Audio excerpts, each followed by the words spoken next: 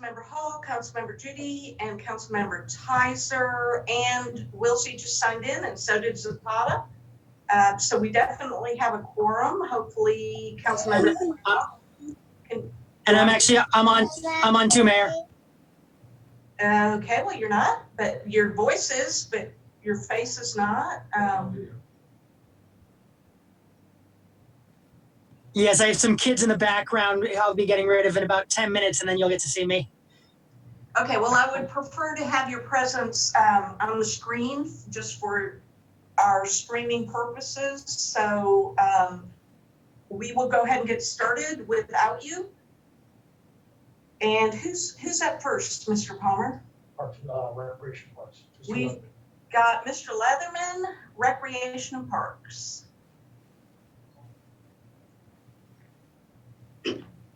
Thank you, Mayor Henry. I'm going to pull up our presentation.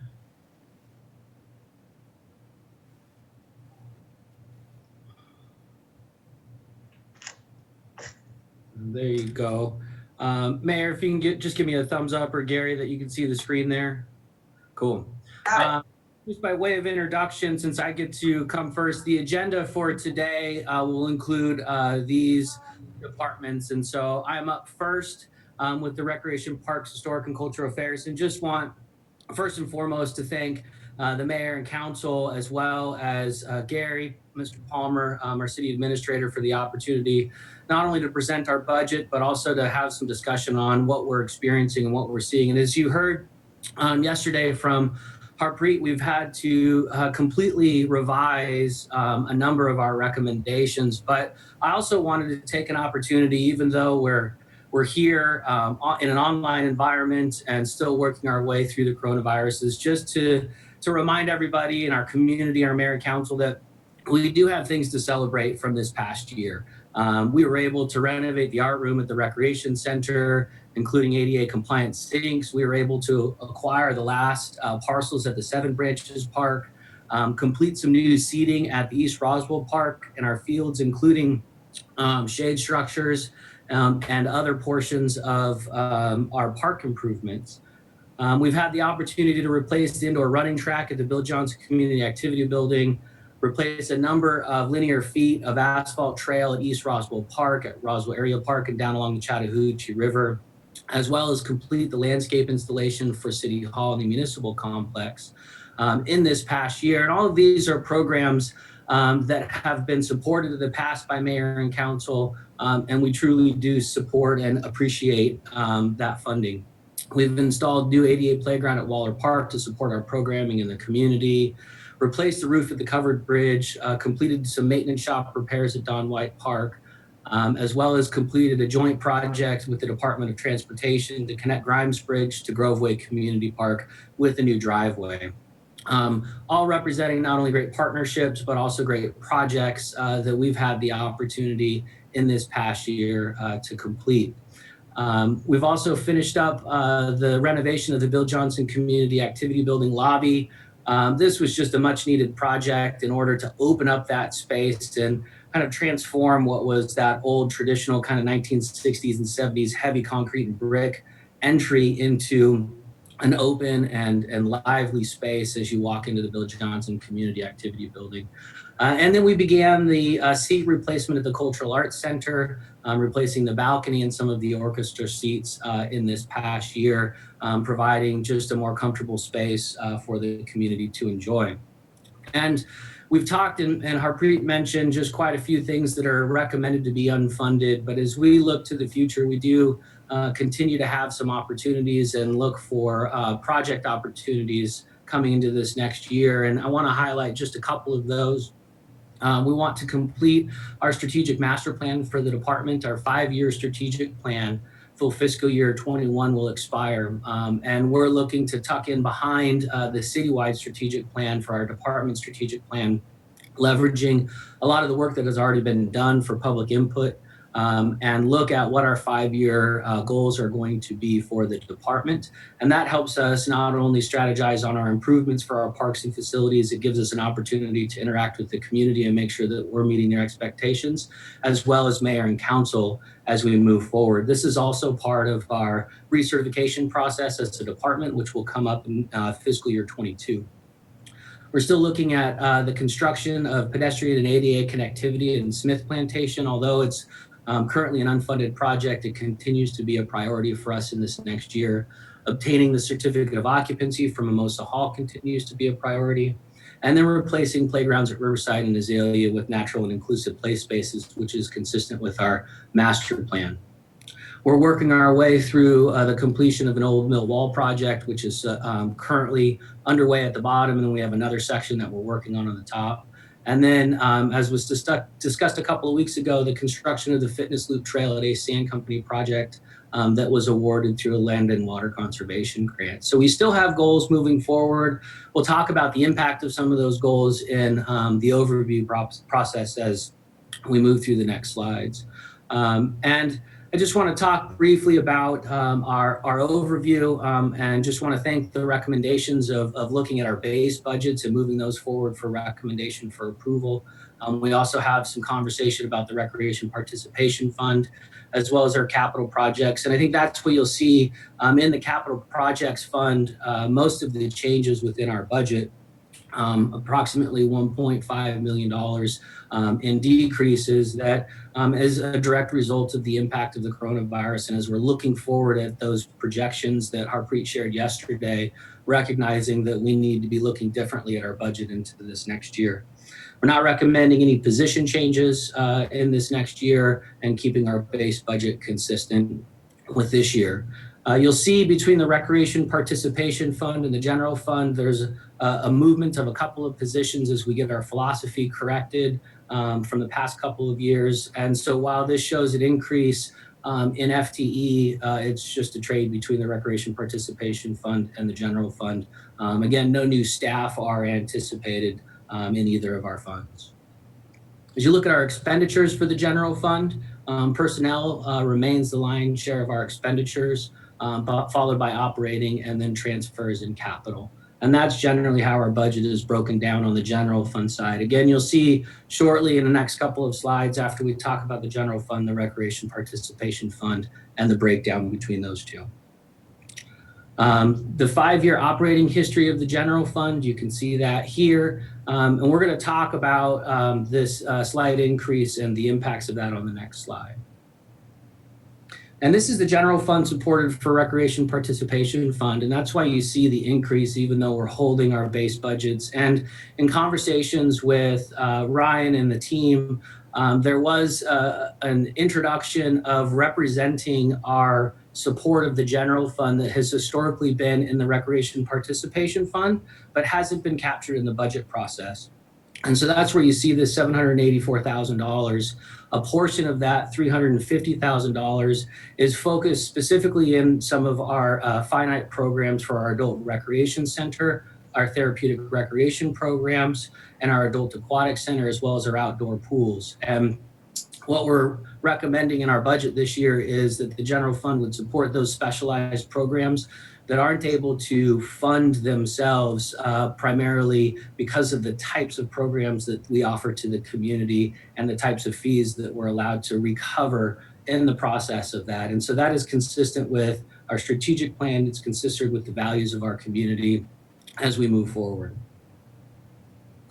We do have one project that was discussed yesterday that we're recommending for funding. And in the next slides, we'll talk about the recommendations for the underfunded projects. But at the Adult Recreation Center, we have some water intrusion on a couple of sides of the building, and it's primarily in the window area and the siding area where those windows are affixed to the building. We're starting to see some water intrusion in this space. And so we're recommending that this project be moved forward to replace the windows, to repair the siding so that we don't create a longer term issue with water intrusion, mold, and dry rot. And so this is the one project that we're recommended to move forward because waiting on this project is potentially problematic for the integrity of the building and could cost us more money over the long run. As we look at the unfunded requests, this is where the significant changes are occurring in our budget. And I'm going to go through a number of these unfunded requests because I think it's important that as we talk about the quarterly review of our budget, as we start to understand the financial impacts of the coronavirus, these are areas where we would like to, of course, advocate for funding if it's available, and if it's not, also recognize that there are huge impacts and significant impacts associated with this virus. And so as we look at the opportunities for unfunded programs, the first three that we are working our way through is our analysis on our parks maintenance department and the funding required to continue our level of service. And increasing our supplies to maintain our parks, trails, and equipment has been something that has been growing over the years, to where we're seeing a representative shortfall in funding to purchase equipment necessary to maintain our parks. We're also looking for increases in funding for our elevator maintenance, our pool filtration systems, and then our mats maintenance, which is our slip and fall areas that we have. We continue to find more areas in our facilities where we're laying down mats to prevent slip and fall injuries in our parks and facilities. And those contracts are continuing to increase over time as wages increase and services and supplies increase. And we're also seeing an increase in our park uniforms for our maintenance staff. We're also anticipating that this is going to continue to be an increased cost for us as we potentially look at protocols for changing out uniforms on a more frequent basis based on the coronavirus impact and any of the recommendations that we'll be reviewing from the CDC on uniform changes or personal protective equipment for our park staff that are cleaning our indoor facilities and our outdoor facilities. Also scheduled to be unfunded this year are a couple of positions. The first two that you see there are management and project management position, or management analyst and project management position.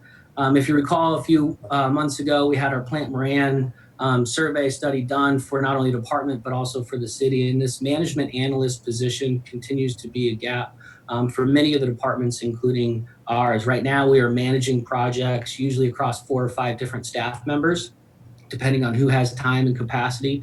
And this position was scheduled in our recommendations this year to take on our 5 and 10-year project management time horizon and consolidate that role and responsibility into a single position so that we were able to manage our projects from start to finish and would not catch either time delays or priority delays by various staff members trying to manage projects amongst their own duties that they currently have.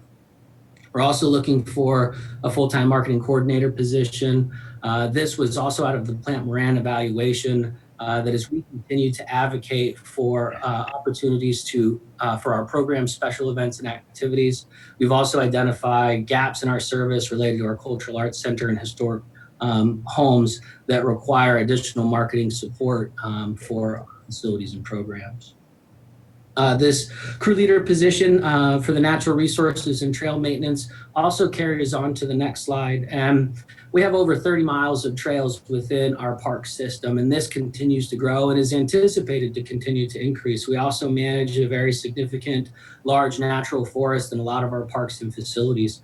And what we're looking for is a focused team that is maintaining trails and facilities. We have a significant investment in our trails, but also in our natural resources. And we have recognized that there is a gap in our service and a gap in our expertise where our traditional maintenance staff right now are being pulled from their projects of maintaining ball fields, soccer fields, cleaning restrooms, and are pulled into the role and responsibility of maintaining trails and facilities. And so we are advocating for an additional crew leader and then 2 full-time crew worker positions for our natural resources and trail maintenance, especially as we start to look at what's coming into the future for additional trails, not only at 7 Branches, but also the expansion of trails in our other facilities and down along the river, that these 3 positions would be focused in on that trail maintenance.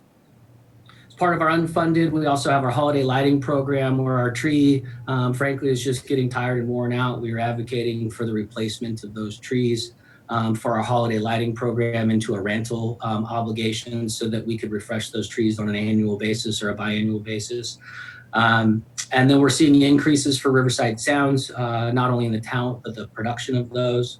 The increases for funding and janitorial services at the Physical Activities Center.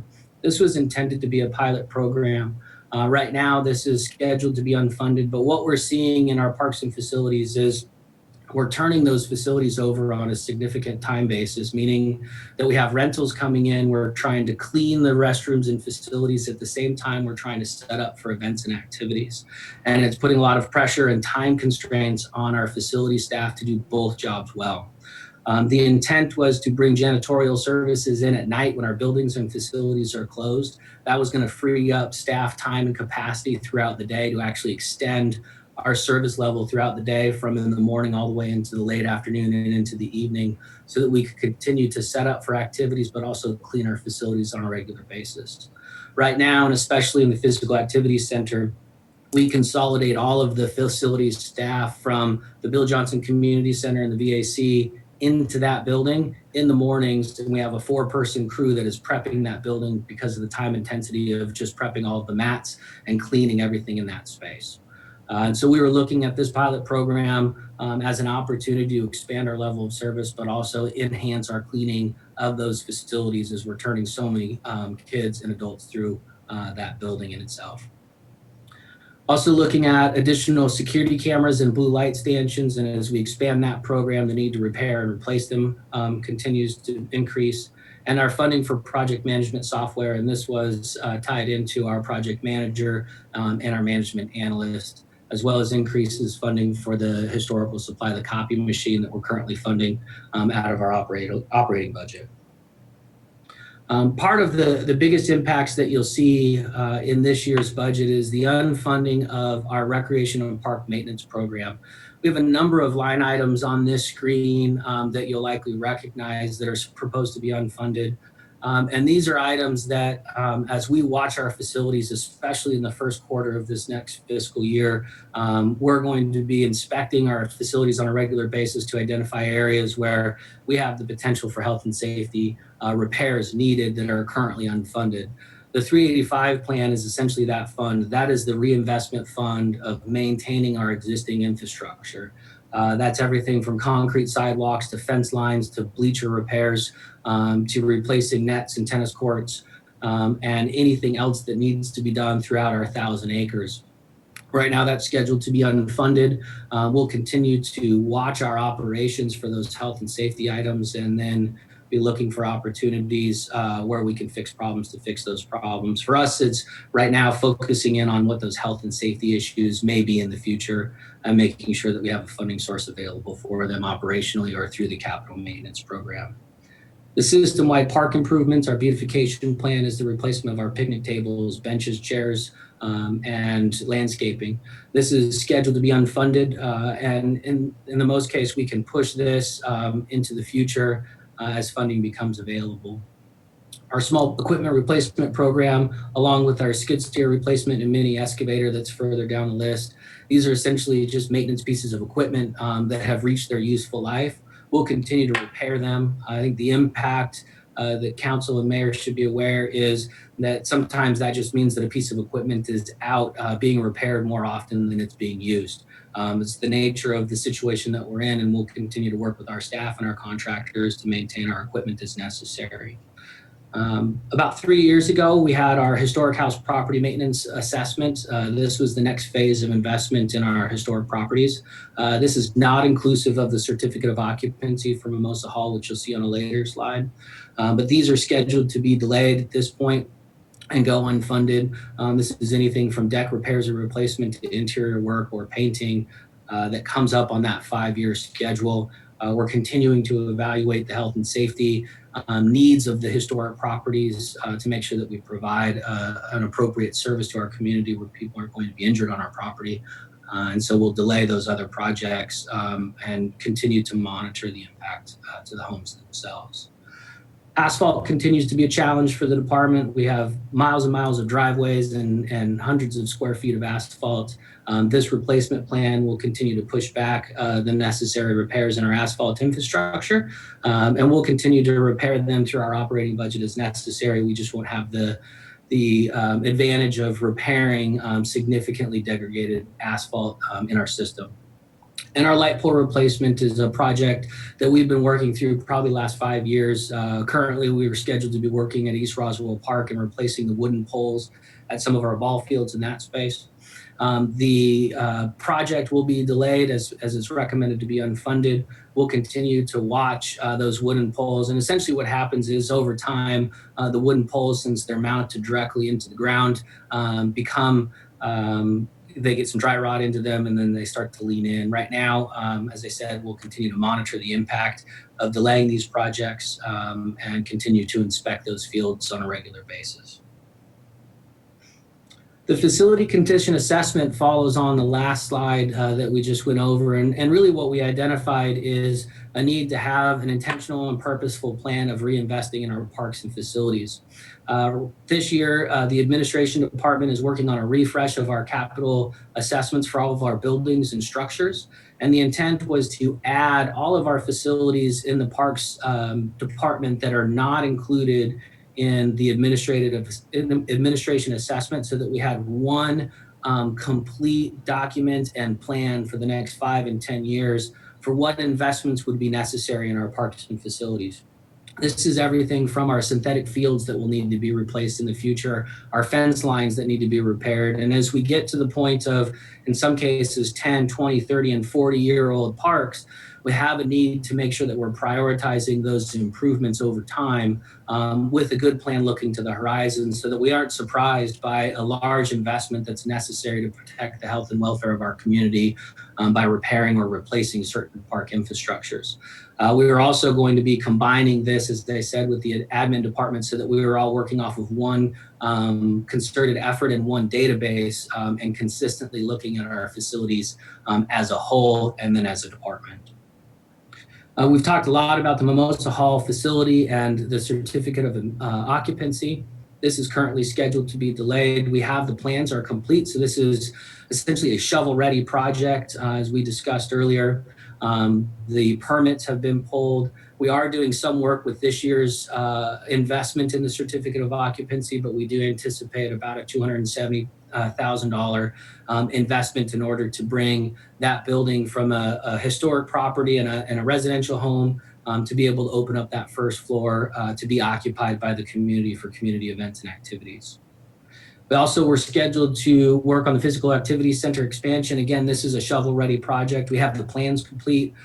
We have the permits that are ready to be pulled, but with the funding resources that we have and the limitations between the general fund and the Recreation Participation Fund, that is proposed to be unfunded at this time. We have some doors that need to be replaced at the Bill Johnson Community Activity Building. The bus replacement is scheduled, as well as our cultural arts seat replacement. And this is the second phase of one of our accomplishments from last year, and this is scheduled to be delayed at this time. We have 2 years left of the Groveway Community Master Plan implementation, which is our council-approved master plan. And then the investment in our ADA compliance of city facilities is also scheduled to be unfunded at this time. As you look at some of our other one-time capitals, we have been on an ongoing effort to install equipment wash stations at our maintenance yards throughout our parks and facilities. And this is essentially the grass and debris that we wash off of our light-duty and heavy-duty equipment and protect it from our drainage and sewer systems. We were scheduled to have one installation this year, and that is recommended to be unfunded, along with our security programs, the blue light expansion at City Hall, which was with our trail expansion in conjunction with the Hawk signal right now is scheduled to be unfunded, and then fiber connectivity at our facilities as well as our historic properties.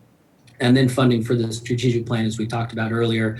That strategic plan is our 22 to 27 5-year strategic plan, and that is currently scheduled to be unfunded. That is the general fund side of our operation. And as we've discussed, we have the general fund side, and then we have our Recreation Participation Fund. Significant impacts in the Recreation Participation Fund, especially this year, but I also want to take that time to celebrate some of the things that we were able to accomplish in this last fiscal cycle. We were able to remodel the kitchen at the Adult Recreation Center. We implemented a racket sports online reservation system. This is important right now as we start to look at the opportunity for bringing people back into our parks and facilities. This reservation system assists us with that in managing occupancy loads in our tennis and pickleball courts. The audio visual upgrades were completed at East Roswell Recreation Center and the Adult Rec Center. Again, the timing of these items were very important because that gives us the opportunity to potentially use those for special activities when appropriate based on CDC guidelines here in the future, but also the ability to charge and create revenue sources within our parks and facilities to offset costs for operation. And then we've also implemented a new version of our reservation software, which is RecTrack Next Gen. And this is allowing our community to find our programs and activities much more efficiently and effectively as we look at providing programs and services post-COVID-19. We added the Center Stage series, which is upstairs in the Cultural Arts Center that's been well attended as we see the program expansion. And then we've expanded our visual and fine arts programming, as well as the Friendship and Adaptive Camp that was held in the summer was expanded to Thanksgiving, winter, and spring break at the Waller Recreation Center.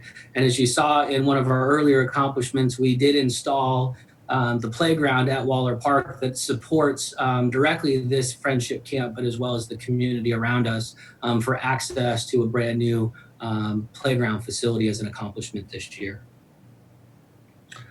Two of our level 10 gymnasts are headed to college on D1 scholarships. We installed Wi-Fi at the Adult Recreation Center. And this was a project that supported the provision and the assistance for our adult and our active adult population, primarily during tax season. We did have some limitations this year as we were starting to close down facilities, but the intent is to be able to support not only programming in the adult recreation center, but also training, and then also tax support during tax season. And then our girls soccer team won the National League. So we do have things to celebrate despite the challenging times that we're in right now. As you may recall, we have the Roswell Soccer Club and our partnership there to work on the Light to Grimes Bridge soccer fields. That is continuing to move forward. We are utilizing, and this is a new part of our program, the Camp Doc Recreation Program Management Software. This was a mid-year budget change that Mayor and Council approved, and I can't stress the timing of this any more importantly. This Camp Doc system not only will allow us to take all of our medical information in an online environment and securely store that, but it also creates a very dynamic check-in and check-out procedure that we can do from phones and tablets that is going to allow us this summer and into the fall to spread out in our parks and facilities and congregate in fewer areas. Traditionally, our programs, you kind of had to come into one entrance to make sure that we had people identified. You checked them in a very secure environment. We waved to the parents. We made sure that they were there safe in the building, and then the parents could leave. With our social distancing requirements, we're realizing that this Camp Doc system is the perfect time system because now we can do all of that registration system in any place in our parks and facilities. This allows us to create a very dynamic check-in and check-out procedure and create safety for the community as we're allowed to open our facilities back up, hopefully in the near future. And then we're allowing more facilities to be reserved online in our upgrading of the registration system that we talked about previous slides.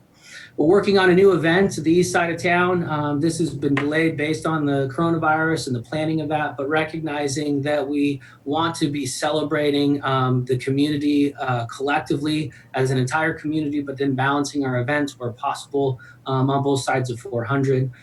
The end of summer celebration has got to change. Unfortunately, we're not allowed to provide fireworks at Centennial High School anymore. And so now we're looking at what are the opportunities for an end of summer type celebration in the future.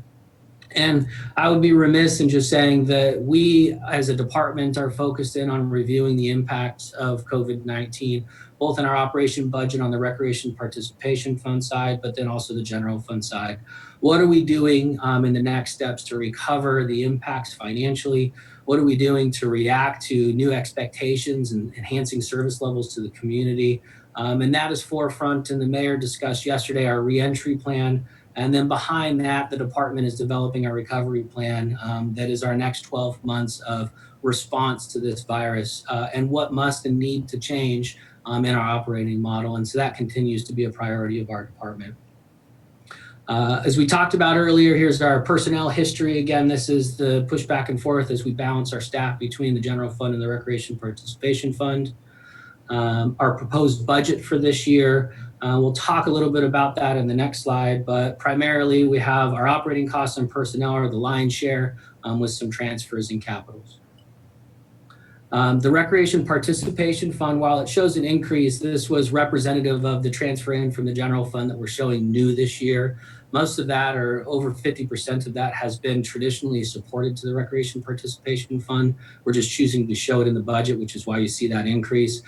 We have, alongside of Harpreet and with their assistance and Ryan and his team, looked at essentially a similar two-model approach in our review of the revenue for Recreation Participation Fund, and are anticipating at a minimum a $500,000 decline, and could be closer to 6, 7, or 8 in this next fiscal cycle. And so we're going to be evaluating the impacts of that and adjusting our budget accordingly as we look at the two different revenue models that have been proposed in this year's budget.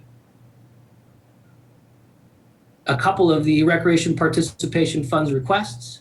Again, this is the indirect cost that we talked about in previous slides. The unfunded salary increase for our staff is currently scheduled to be unfunded, as with other departments. And the Physical Activities Center expansion is proposed to be unfunded. And this was the support of the Recreation Participation Fund in the expansion of that project. And the reality is that we've got to delay this project as we understand what the impacts are of our budget. Mayor, this is my last slide, and I'll be happy to stop and answer any questions should there be any from Mayor and Council.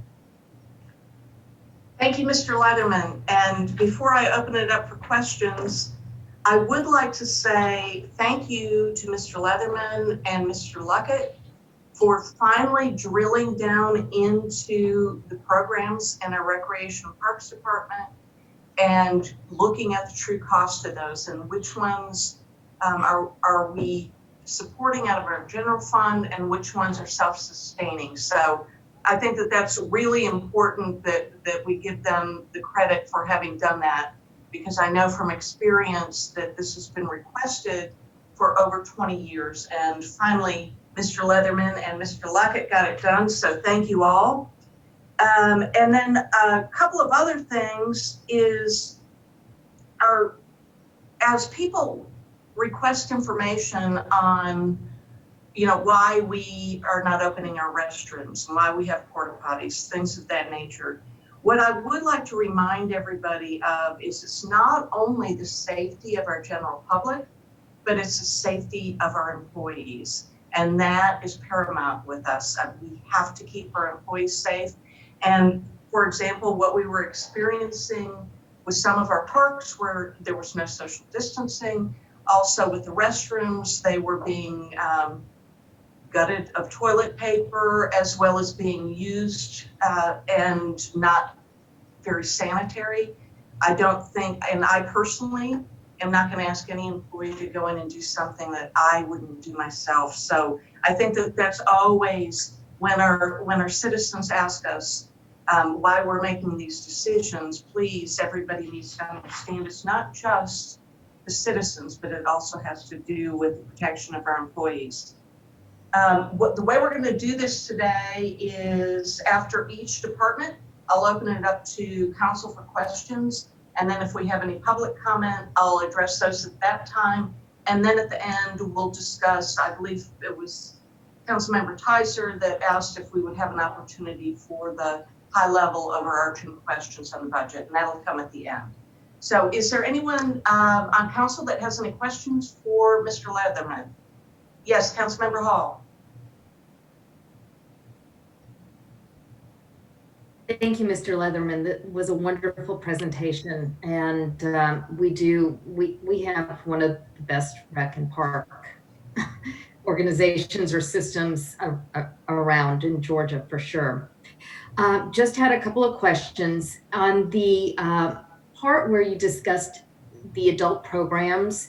The net cost of $350,000, is that the cost of the adult programs, and where is the funding coming for that? So the adult programs at $350,000 is focused in on our adult recreation center programs, our adult aquatic center, our therapeutic programs, as well as our aquatic, our outdoor pool at Roswell Area Park. As the mayor had mentioned, Ryan and I went through evaluating all of our programs and service provisions, and it was identified that those projects, or those programs in particular, we couldn't charge the fees necessary to recover the cost because of the specialty of the population that we're serving, or the limitations potentially in the financial impact that would have on the participants. And so those are the programs that we focused in on, and the $350,000 is a transfer in from the general fund to support those particular programs in themselves. And just a follow-up question to that. Do we do anything with the insurance companies as far as silver sneakers for the seniors where there are opportunities for offset to get revenue from those programs? Yes, ma'am. And the $350,000 is above and beyond the revenue that we collect out of those programs. And so we collect program fees, we collect through Silver Sneakers. And I will say we've been challenged in that Silver Sneakers program has exponentially changed in the last 2 months. And many of those programs are being canceled through insurance. So we're looking at a couple of other service providers in particular for Silver Sneakers. And there are some in the insurance marketplace that we can partner with that create those funding sources. The challenge in particular with Silver Sneakers is that there are limitations in how much they'll pay for the reimbursement of the provision of those programs. But there is no limitation that we can have on the participation rate of those programs. So you'll have some participation within the Silver Sneakers program where they'll participate potentially 10 or 15 or 16 times a month. And you're only reimbursed for their first 7 visits. And so that's part of the challenge associated with some of those programs. That is our ongoing evaluation, not only through our staff here, but also through the Recreation Commission, who is very essentially on top of the priority, along with the mayor, of making sure that we understand exactly what our program provision model is and the impacts associated with those decisions. Thank you. Additional questions from council? Councilmember Palermo. Thank you, Mayor Henry. Mr. Leatherman, excellent presentation. So I really thought you did a great job of going through all the funded and unfunded and all the great accomplishments. I have 2 questions. First one is regarding the participation fund. So, given the fact that Roswell has invested more than most cities in our parks and rec over the years, I think without a doubt we have the best recreation programs around. And so understandably, there's non-residents participating as well, which sometimes can create a great opportunity.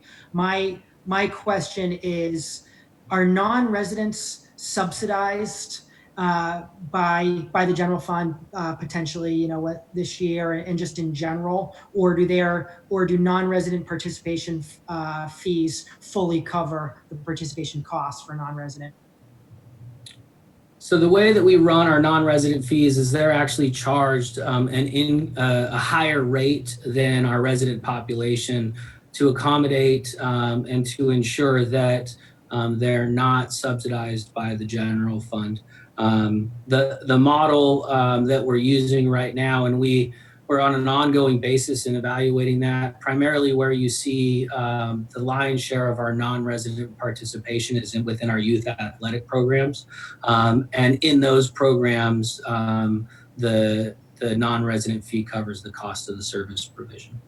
Okay. And so that's something I'd want to make sure we just continue to analyze, because I am familiar that a non-resident doesn't get the discounted rate a resident gets, but I just want to make sure that non-discounted rate is not being subsidized by Roswell taxpayers. Yeah, absolutely. And we're very sensitive to that and continue to monitor that. And I will just say, and the mayor mentioned it, but I want to thank Ryan and his team. They've really built the tools that we needed in order to evaluate each program on an ongoing basis. And so that we can truly drill down into the program by program and that service provision. And what I'm excited to see is, now that we have those tools built, as year over year analysis goes, we'll really have some good comparative data, not only from last year, but in this next year, to be able to look at those pieces, just as you mentioned, and make sure that we're consistent. Excellent. Thank you. And so another question I have is about an unfunded item.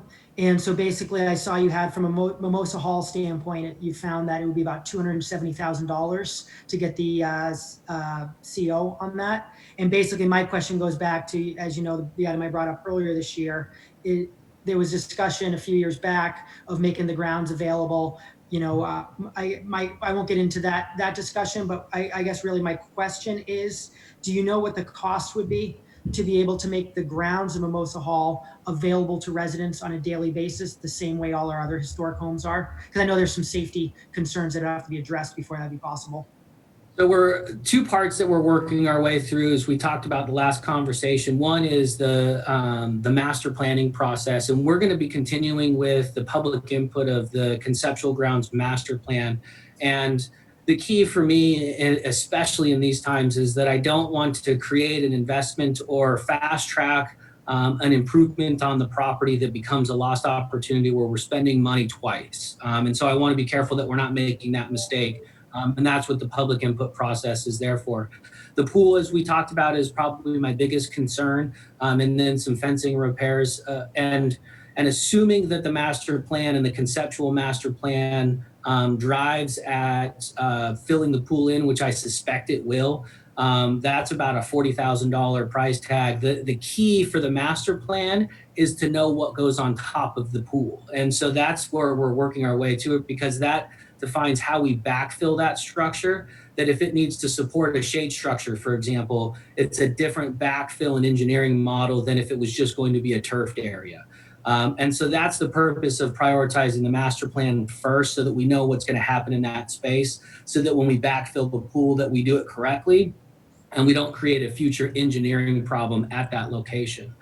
And so that's probably, as I said, about a $40,000 price tag. And then we've got some health and safety security issues around the home of just some camera installations to protect the property, so that as people are accessing the space, we can make sure that we're protecting the investment. And that's about a $30,000 price tag. However, I will qualify that as you saw that the fiber connectivity was also on that unfunded project list. And in order to adequately connect the security systems for the historic properties into our network at City Hall, we also need the fiber network to be brought down the street to connect Bullock and Mimosa.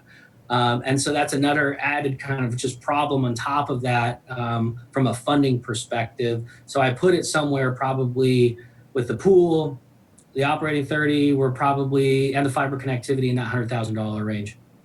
Gotcha. Thank you, Mr. Leatherman. So that's important, except to clarify, it sounds like some of the things you're suggesting and want to see from Mimosa Hall don't exist at some of our other historic homes, like at Bullock Hall, or is that not accurate? So are you talking about like the security programs? Right. Right. So we do have security cameras at most of the facilities, but those facilities are staffed. And so you have the added value of staff members being able to be at that facility. The master plan and the conceptual master plan that we're working our way through looks at the combining of staff resources at Bullock and Mimosa. But right now we have a big giant bamboo garden between the two properties. So you actually can't physically view what's happening on the property because of that bamboo garden between the two. The master plan process will likely deal with that issue with recommendations for managing that forested area. But because we don't have staffing that's currently assigned to that building, that's where I fall back on the security piece to help us supplement that lack of staffing on the property. Most of the historic properties have somebody there 7 days a week from 8 to 5. Gotcha. I appreciate that, because I don't foresee it happening this one. But since the mayor said we're going to start looking at budgets quarterly, it's something relevant, because again, I want to make sure we're letting residents really access the grounds of the beautiful historic property that they bought. Thank you. You bet. Additional questions from council? Yes, Councilmember Zapata. Thank you, Mayor. Thank you for the presentation. On page 30 of your presentation, expenditure budget, they say on the graph said transfer capital other. Then I refer to the proposed budget on page 166. It's an item called indirect cost. If you could please explain or clarify or expand the meaning of indirect cost. for 434,872, please. Yeah, is this the slide that you're referring to, sir? No, page 30 of your presentation, 30. I think, so this has the indirect cost of 434. Yep. Could you please explain more about the indirect cost line 551110 of the proposed budget, please? Sure, I don't have my budget book in front of me, and I'll rely on Harpreet and Ryan to chime in should I miss anything in this part of the conversation. So this indirect cost is essentially the general fund support of the Recreation Participation Fund that has been afforded the Rec Participation Fund, and it is the representative value of our legal services, our finance services, the department administrative services, that essentially are the cost of doing business as a city fund. And that is being represented here in the budget financially. So this is general fund supporting the recreational activities. It's supporting the organization. So it's the represented value of various departments that support all city operations. And I see Ryan has chimed in, and I'll let him fill in those gaps too. Thank you. Yes, Councilor Zapata, basically, all of our other funds, they are supported. Oops. Mr. Luckett, we kind of scrambled you, so if you wouldn't mind starting over.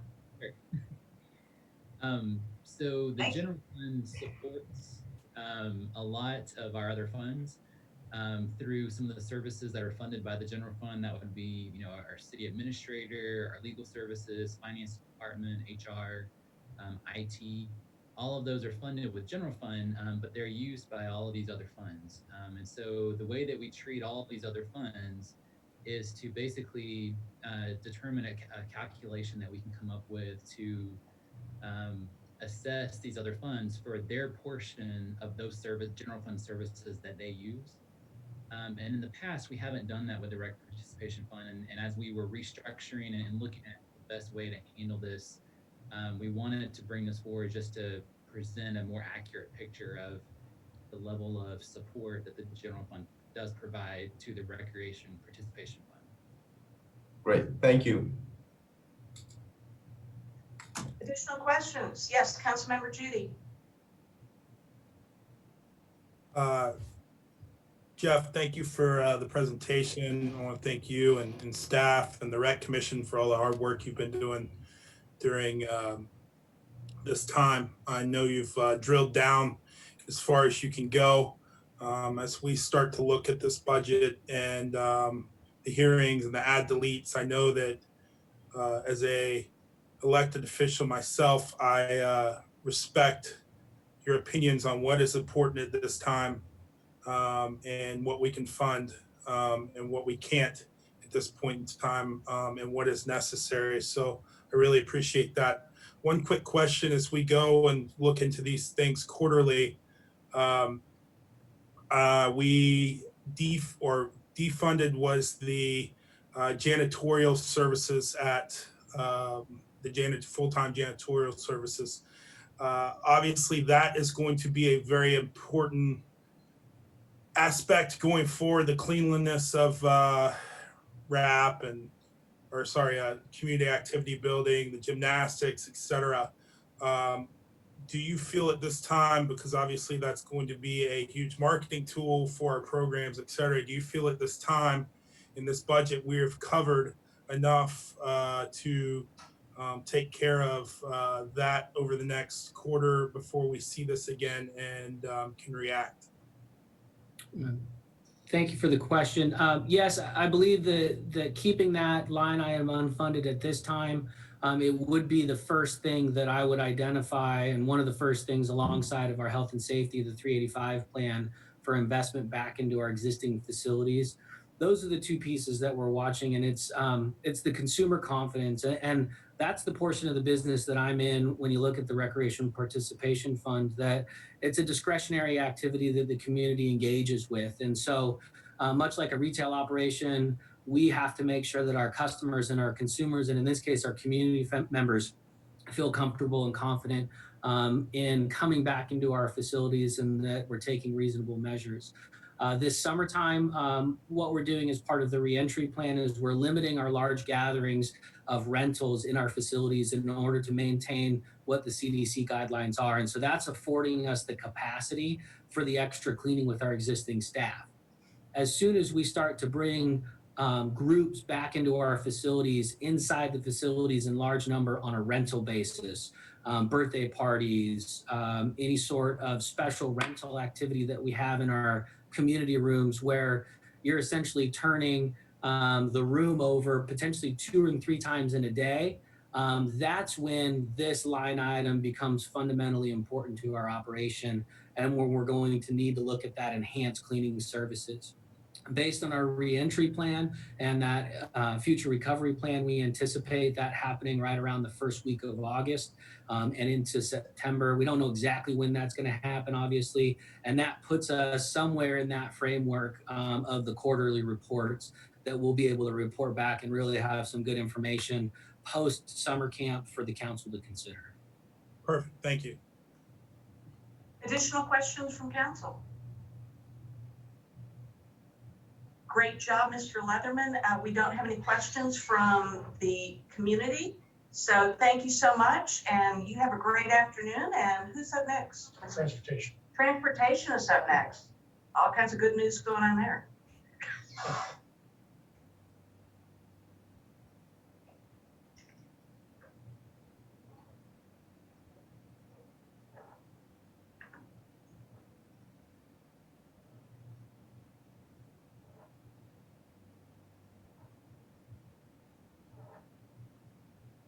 Muhammad? I see you. Yes. Good afternoon, Mayor and Council. Can you all hear me right? Yes, thank you. And let me just share my screen very quickly.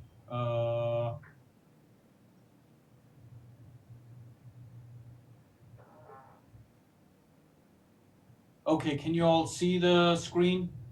Yes. Okay, thank you. So I'll just go ahead and get started. So, well, thank you so much for the opportunity to present the Transportation Department budget for the upcoming fiscal year.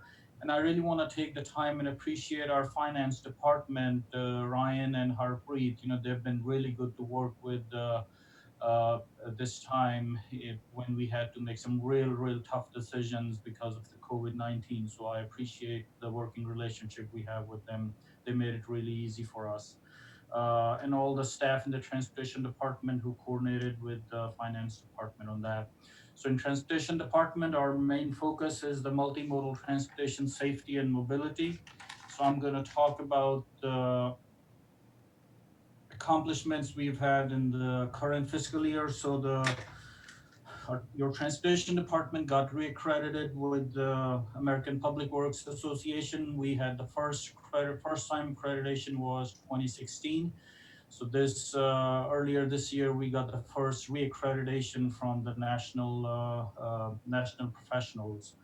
Total of 178 agencies in the North America, they are accredited with the APWA, so that is a big deal. We also work towards the adoption of the new first ever bicycle master plan for the city of Roswell. We started the construction of the Oxbow and Highway 9 intersection improvement project. We had the startup construction for the Rucker Road operational improvement project in partnership with the city of Alpharetta. We installed 3 rapid rectangular flashing beacons to enhance pedestrian safety across 3 roads in the city, which are Riverside Road, Crabapple Road, and Eves Road. We assisted GDOT to complete the capacity improvement construction project at Highway 92 and Bowen Road, where they added 2 turn lanes. We resurfaced about 8.5 miles of roadway in the city using the local and LMIC funds from GDOT. Continuing on the accomplishments, so we started the design work on various sidewalk and trail projects in the city. We are in process of installing a traffic signal at Woodstock in North Coleman, which is much needed, and it's a very low cost improvement project where we are going to have first ever pedestal mount traffic signal. So no overhead signal indication, only pedestal mount. We are also in process of obtaining a permit from GDOT to install the new hawk on Highway 9 to improve connectivity between City Hall area and the Canton Street.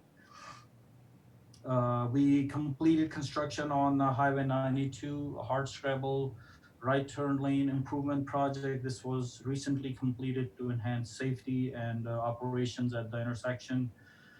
We are also about to start construction on the mini roundabout at North Coleman and Lake Crest Drive. You'll actually see that item for your approval at the committee meeting tonight. That project will help with the speed management and safety on the North Coleman Street and the Lake Crest Drive area. So, like Mr. Leatherman mentioned, we completed the Adult Recreation Center driveway, the connector driveway project between two parks. We also implemented the new paid parking system on Canton Street, and we kept the public update on the progress of T-Plus project via information on our website. We also worked on the Big Creek Parkway realignment effort late last year that saved millions of dollars for the city to partner with the state DOT for a future rebuild of the Holcomb Bridge interchange. And we also work with them on the express lane project coordination. We've had a work session, multiple work sessions and council items on that in the recent months. So we all thank you so much for all the funding that you provide to us, Mayor and Council, for us to accomplish all these projects and all these initiatives. Without your help and the funding, of course, it wouldn't be possible. But we all know it takes more than just the funding. It also needs the continued support and the trust from the city mayor and the city council through the life of these projects. So we appreciate you doing that and providing to us to do these projects.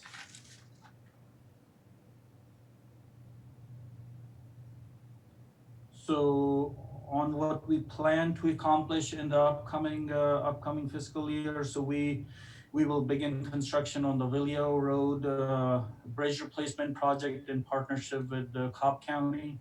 We'll also begin construction of the Big Creek Parkway Phase 1, which is our T-Splosh project. That's the Holcomb Bridge and Warsaw Road intersection improvement project. We'll continue to work on the Ox Point Highway 9 intersection improvement project, which is also a T-Splosh project. We'll hopefully finish the construction of the Rucker Road project, which is another T-Splosh project in the upcoming fiscal year. And we recently had a committee discussion about adding the pedestrian lights to that project. So we'll circle back with you on that request in a couple of months at a committee meeting. So we would hopefully obtain approval of the environmental document for the historic gateway project, and we'll continue to work with GDOT on supporting them on the right-of-way acquisition phase. This started about 18 months ago, and we'll work towards finalizing the design that's been in works for the past 10 years. And we would also hope to begin construction of the environmental mitigation for the national park as part of the overall historic gateway project effort.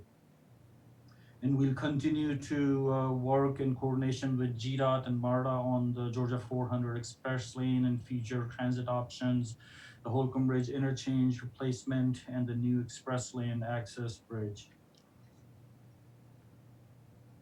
So on the general fund, the budget overview proposed for the upcoming fiscal year.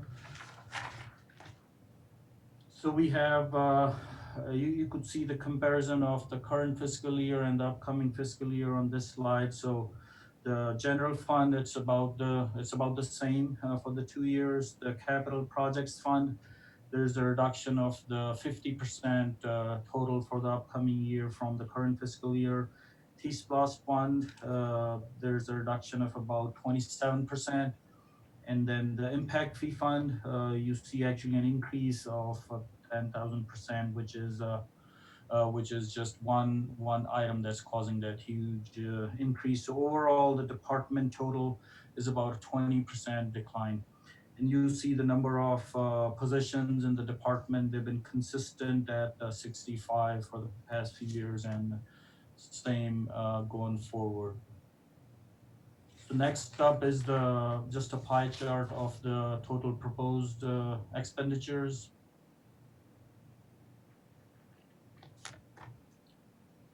And this is the 5-year operating expenditure history in the general fund. The numbers are in millions. So the next up is the funded request. So under maintenance capital, the funded request is the Historic Gateway Project. So as you are aware, I think I'm off one slide. Okay, here you go.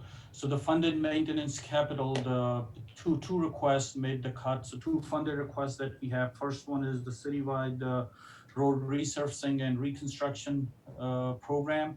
So if you remember, we had this committee item a couple of months ago where we talked about how we needed to fund the resurfacing at a higher number. So for the current fiscal year, what we had in the approved budget was 1.2 million, but going forward in the upcoming fiscal year, as part of the full cycle budget, the request is $250,000. So that 250,000 will basically just be the general maintenance that we would do in-house. So that means just filling potholes and doing bigger patches just to keep it going for this tough year that we have. So this 250 would probably just last us for about 6 months. So we'll be requesting another $250,000 as part of the mid-year in about 6 months, 6 months time. So just to clearly state, there will be no full road resurfacing in the upcoming fiscal year. The 250 request now is only going to get us the basic maintenance for the next 6 months. And then the other request we have here is the asphalt equipment replacement. So that's a piece of equipment that we needed badly even before. And now with us trying to do more in-house maintenance, that becomes even more important. So that's $33,000 for that. So the total of the funded maintenance capital requests are $283,000 in the upcoming fiscal year. And under the funded one-time capital, we have our Historic Gateway Project. So we need to do a contract modification with our consultant to finalize the design, as I mentioned, that we have been working on for the past 10 years. The total expected cost of that is about $2.5 million. We're suggesting to take $1.75 million out of the capital, and then the remaining $750,000 out of the impact fee funds.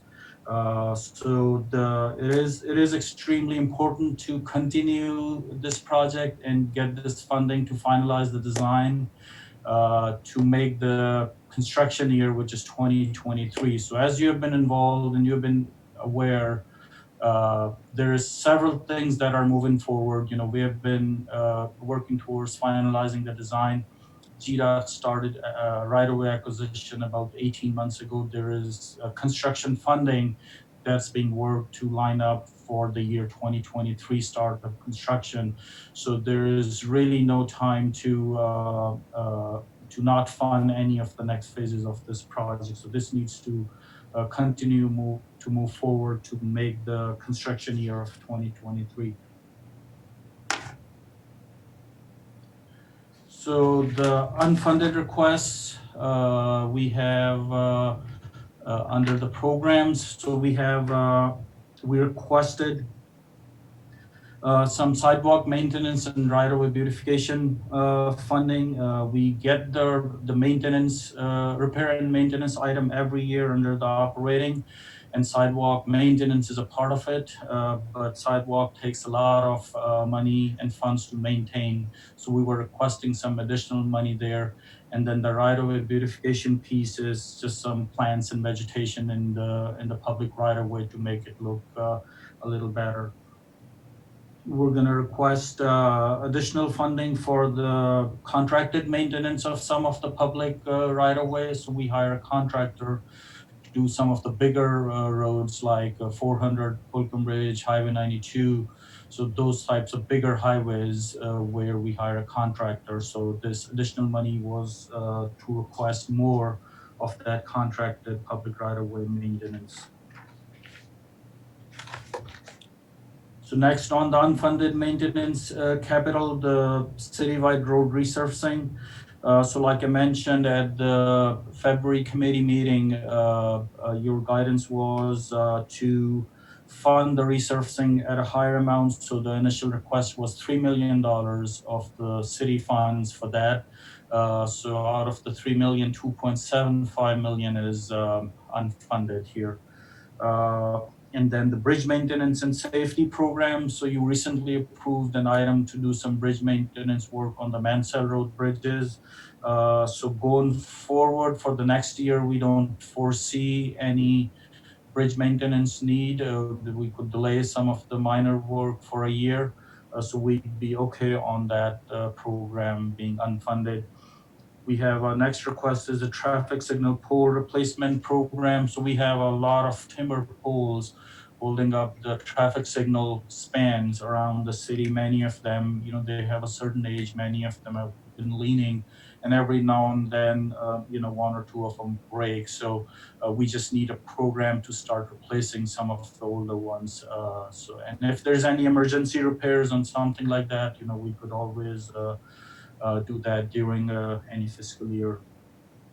We had a zero turn mower replacement. That's just a piece of equipment that has aged and needs a lot of maintenance, but we'll make one more year out of that. Next up, under the unfunded one-time capital request, the speed management and pedestrian safety program. So like I mentioned, the medians and the RRFBs we build and the crosswalks, all that. And you have seen those driver feedback signs, those electronic signs that flash your speed back at you.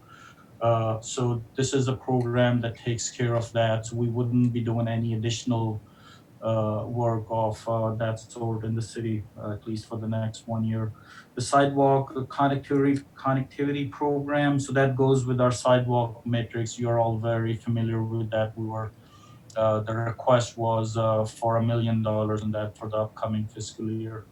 The City Hall cubicle upgrade, that was a request in there. The pole truck and trailer, so this kind of goes with that pole replacement program. If you have a program, then we would need a pole truck as well to do most of that work in-house to save city funds, basically. The Riverside Road Complete Street, so you funded the survey concept and public involvement for the current fiscal year that we have been working on. This request is for the upcoming fiscal year to do the design.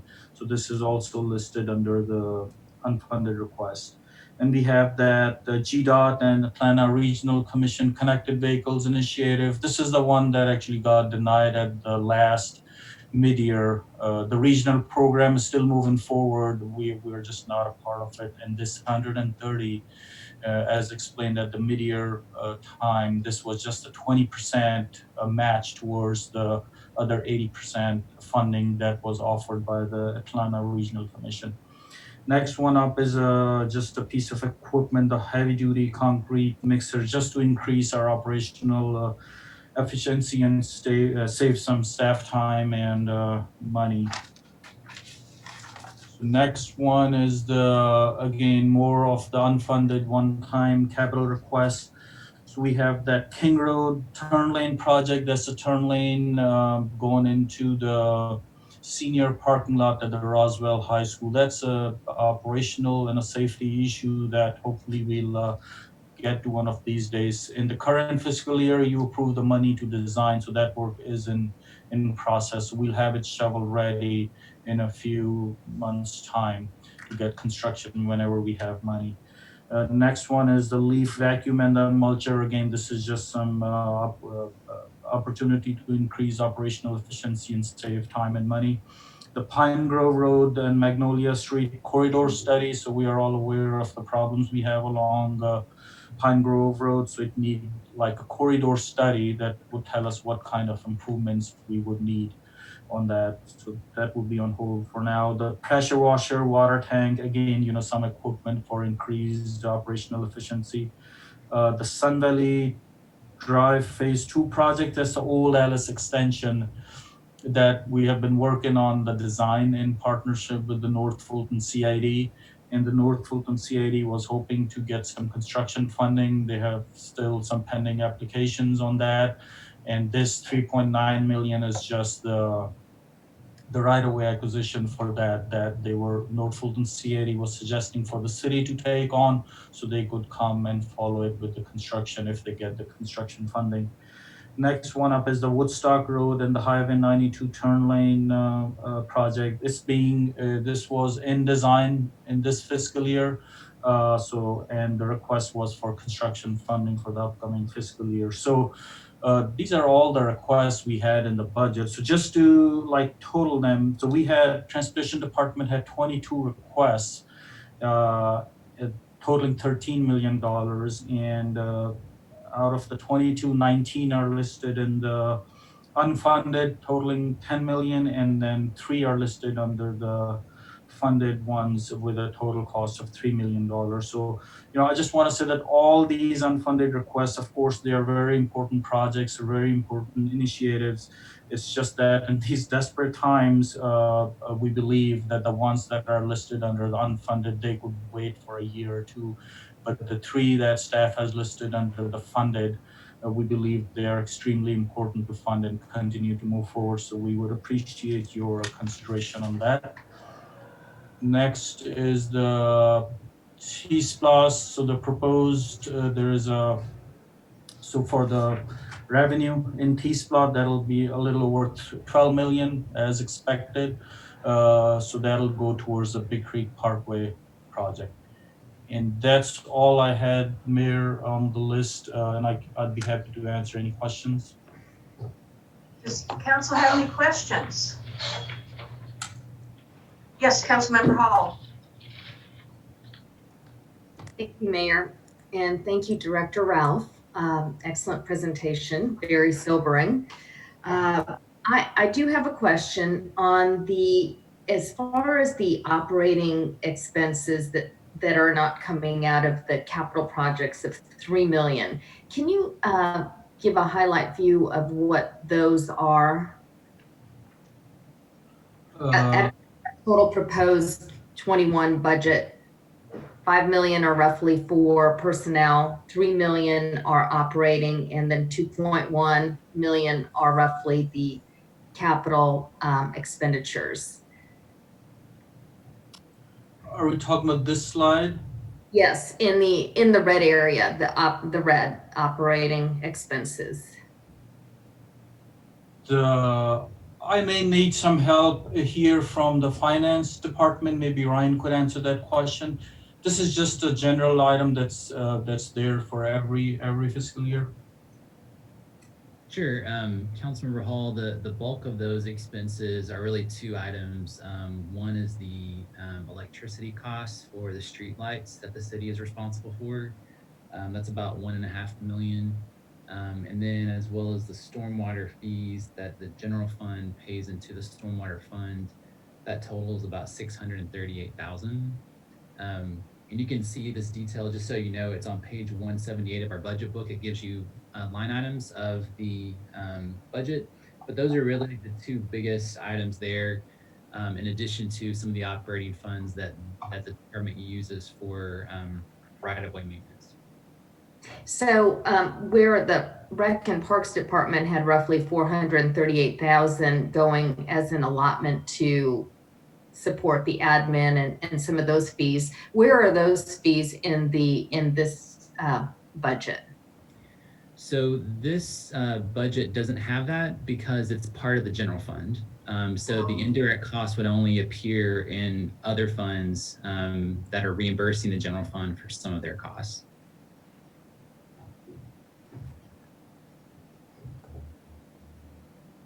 Thank you. Additional questions from council? Yes, Councilmember Wilsey. Yes, thank you, Mayor, and thank you, Mohammed, for a great presentation. I think it's we're all disappointed to see a lot of the maintenance and some of the projects that we're looking forward to getting started being put on hold, but I understand that's necessary given the times. Just had a couple of questions about the sources of funding, and one is the impact fee. That's $750,000. And you mentioned that that was tied to a particular project. No. The source of the impact fee, I'm gonna have to request Ryan one more time, but I can tell you that $750,000 of impact fee in the proposed for upcoming budget is for the historic gateway project. So if you see that 750 on the screen now, I'll take you to this is the historic gateway. So the total request to finalize the design is $2.5 million. 1.75 of that is capital, and rest is the impact fee that we are proposing to take. Right. I guess my question about the impact fee is it dependent on a particular development moving forward at this time? So these are impact fees that we've already collected. That you've already collected. Okay, that's good to know. So, okay, that's money in the bank. Good. Right. And then the same other with this 1.7 million, is that money's coming out of the general fund, not T-Splost. Is that correct? Yes, that is correct. Okay, great. And then as far as adding projects back from the priority list as we look at them quarterly, do you have priorities in mind, or is that just something we'll kind of take a look at depending on what funding is available and kind of how things evolve? It'll just depend as we go. Resurfacing is one thing. The problem with resurfacing is if we don't resurface, in a timely manner, we are already behind, as was explained to you at the February committee item. Sure. If Right. we don't do the full resurfacing, then the maintenance is just too much. And that's just basically money going to just keep it alive for another year, another 6 months, another 2 years. So the sooner we are able to get back on track on resurfacing would be better. So if there's more money available every quarter, we would want to put some of that towards resurfacing and other programs as the need arise. Sidewalk is always a very hot topic. Sure. Maybe more sidewalk, and looking at some of the equipment needs, they are really all important. I guess every quarter we can take a look at that, depending upon how much funds are available. We just prioritize them as we go. Right. Okay. All right. Thank you. Additional questions from council? Yes, Councilmember Palermo. Thank you, Mayor Henry. Mr. Ralph, great presentation. So obviously some, a lot of challenges. So appreciate you walking through all of it, what's funded and unfunded. I do have a number of questions. Number one, it was said earlier in this year, I think it was Mr. Palmer that had said, I think he'll give us the update at a committee meeting. There was the Pedestrian Safety Project across Highway 9 from City Hall. It was said that would be completed in April. I know obviously some timelines have changed, but I'm curious the status of that and to see if that's impacted by the budget or not. So we're talking about the Hawk project that connects, So that's funded in the current fiscal year, and maybe Ryan could speak to it. So we're going through an effort to look at all the current projects in the current fiscal year to see where some money could be saved. But as far as the project status goes, yes, initially we said by April, we were hoping to get it ready for the first live in Roswell. But then we ran into some issues with the power lines on along Highway 9, where there may be a need to raise some of the power lines. That means installation of new poles and raise the lines to install the poles and arms for the mast arms for the hawk. So that's still being worked on with the power company. So like I mentioned before, we are still in the process of getting an application ready for the state DOT to get a permit from them. It's still being worked on. Okay, thank you for that update. So here's my questions too, going through your items. So the resurfacing, where typically we have budgeted and request over $2 million, and now we're looking at $250,000, so no resurfacing occurring.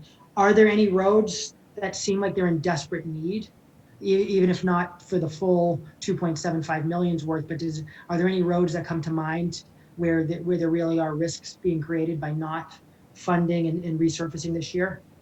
Yeah, so remember, I could have mentioned this before, but that's really not related. So the LMIG money that we get, the local improvement maintenance grant that we got, about $1 million. It's about $900,000 from the state DOT every year. We're hoping to still get that.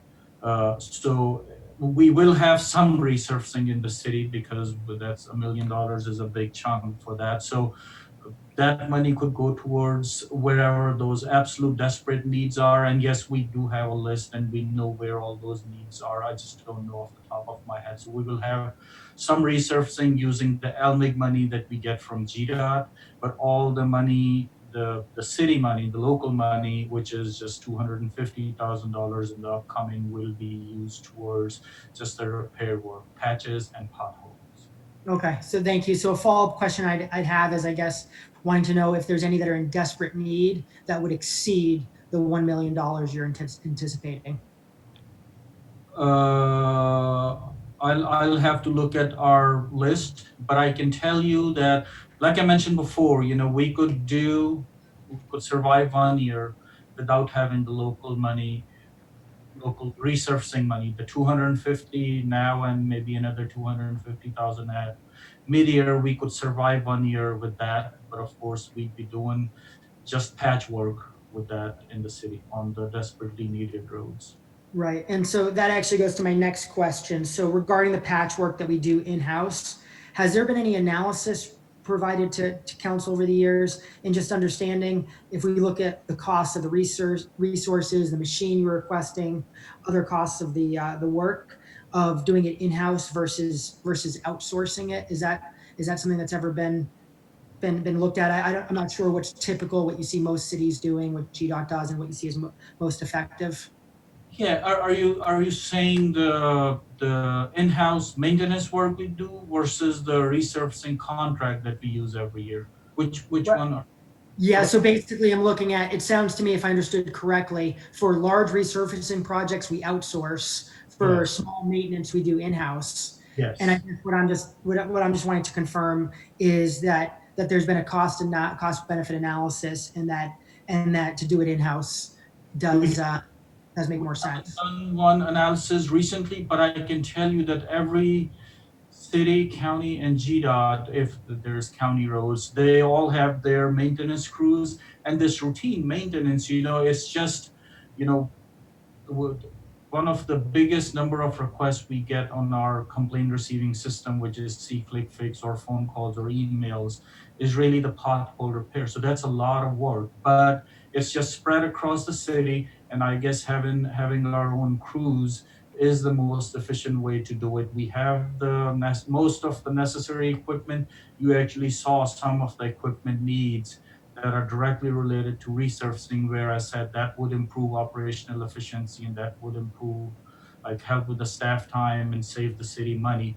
Every agency I know, they have their own maintenance crews, and for the larger full resurfacing projects, that's where they hire that's where they outsource. So that is the most efficient way to do. Okay, excellent. Thank you, Mohammed. And so a few more, I have some questions on some specific items. So I have a couple I want to question to understand more. Keep in mind, the reason is I think transportation is such a priority. So as we look at this overall budget, I'm hoping we can find some ways to get some more money towards transportation. But that $31,000 for sidewalk beautification, I know you talked about it a little bit. Can you help me understand what is that beautification?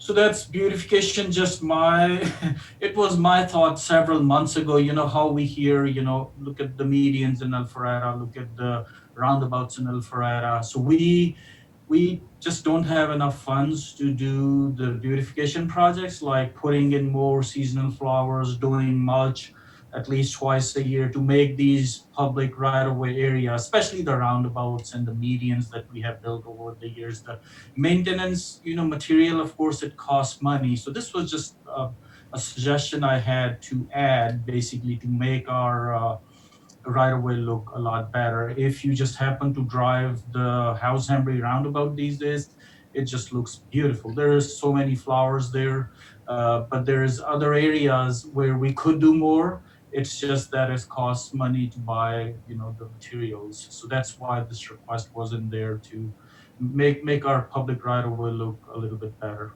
Thank you for that clarification. And so while we're on this page, another question I have, so I just want to make sure I understand this correctly. GDOT owns the right of way, we do not. Is that correct? All state roads in the city, yes, GDOT owns the right of way.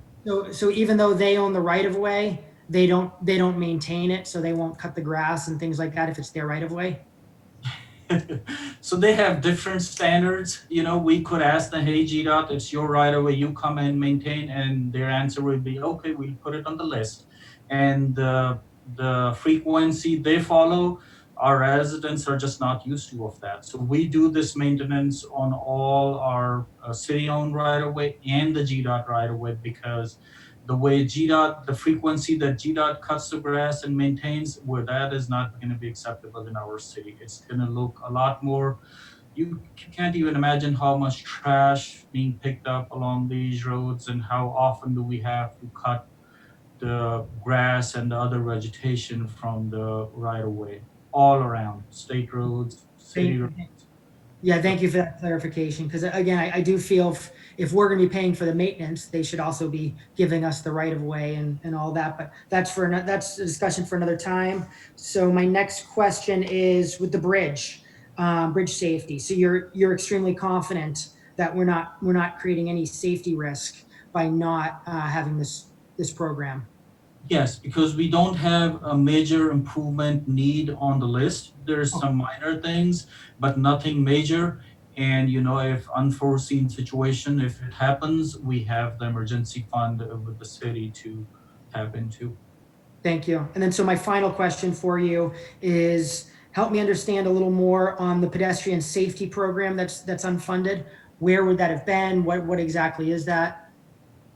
Yeah, so like I mentioned, you know, the pedestrian safety is like I mentioned under the accomplishments, the 3 rapid rectangular flashing beacons. So those are the flashing lights we install at crosswalks, sometimes with a median. So sometimes we would just install a median and we call it a pedestrian refuge island, not necessarily with ramps and RFBs. So those, and then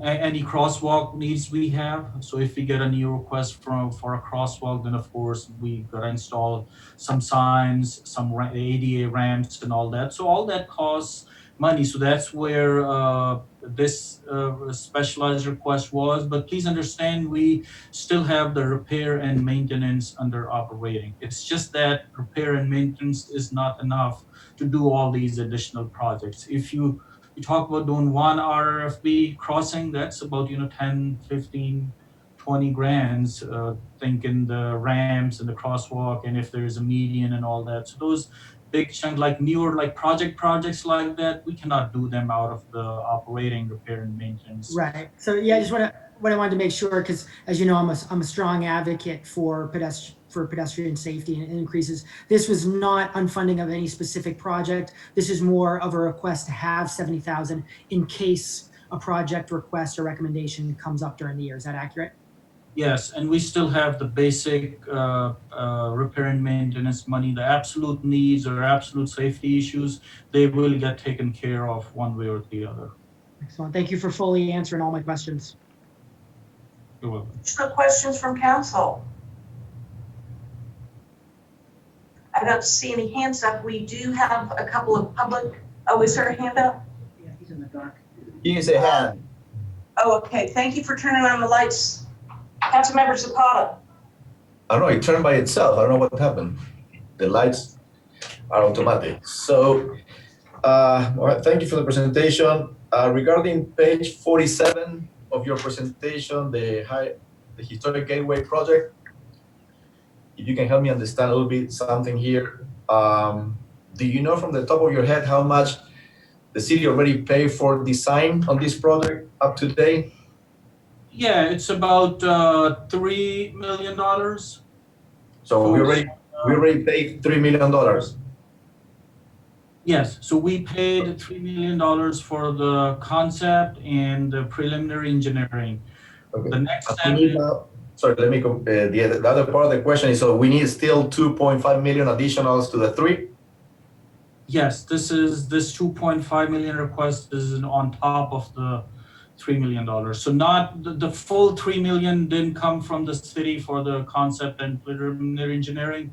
About 800,000 of that came from the Atlanta Regional Commission about 3, 4, 5 years ago. So city's number is really 2 million so far. And then this additional 2.5 million that we are requesting is on top of it to finalize the design that we have been working on. And I just want to clearly state that there is nothing unanticipated or unforeseen here. This is how this project was set up. And this is how every project of this scale would be set up, design funding wise. 10 years ago, we didn't know how much we would need for finalizing the design. So this is the most efficient way to design a large scale project like this one. And you see some of these examples like, Highway 92 King Road project, we asked or requested you for 60,000 to do the full design and us the money. This is not a project like that. It's taken 10 years to design it. So this is the most efficient way to do it. You hire a consultant and pay for the concept and preliminary engineering, and then you see where things are after several years, and that's when you finalize the design. So this is how this was anticipated and planned all along. Okay, so thank you. So then to page 50, my concern is the citywide road resurfacing and reconstruction program. So I understand that you're unfunded $2.75 million. So do we have a catch-up strategy moving forward? And what will be that? So we don't leave behind resurfacing and reconstruction of our roads. Yes. And number 2, do you know what's going on with the asphalt market in the future? Is this a good opportunity if the asphalt continue to go down, the cost of the asphalt continue to go down? Is this a good opportunity to get more miles per dollar? Yes. So first off, if you remember the February committee item, we talked about the funding needs we've had in the resurfacing program. So we need to spend going forward a little bit more on the resurfacing to keep our roads at a certain level. The roads are generally in a pretty good shape. We often get requests for more resurfacing from the subdivisions and stuff, but generally, if I compare our roads to other cities, they are in a reasonably good shape, but there is opportunity to do more. But anyways, this is a tough year that we are going into, so that's why the request is cut significantly just to present to you a balanced budget. So we have heard, of course, we all know what has been happening with the gas prices. That's directly linked to all the full construction industry, basically. So the only good thing that comes out of a bad economic situation is for all these infrastructure projects, not just this road resurfacing, all infrastructure projects, the bids, they start to go down. So that's where the revenue may fall down because of less sales tax, less property tax. The bids going forward, they may reduce in the total amount as well. So the resurfacing is no different. I cannot predict how things are going to be in 6 months and 2 years. I guess nobody can at this point. But what I'm telling you is, with the $250,000 for the basic maintenance for the next 6 months, we could survive. It's going to have an impact. We'd be, of course, 1 year. If we don't resurface any roads with local money, we would be 1 year behind at least. So that's pretty obvious. So to my point is, like, if the cost of the asphalt will go down, isn't that a good opportunity to get more miles per dollar? That's actually true for everything: construction projects, infrastructure No, I'm projects. saying in this particular case, I'm talking about the resurfacing and reconstruction program. Yes, I just don't know what that difference is going to be, how much the prices are going to be reduced, and for how long that's going to last. I just don't know, so I cannot answer that question effectively. Right. Thank you. Additional questions from council?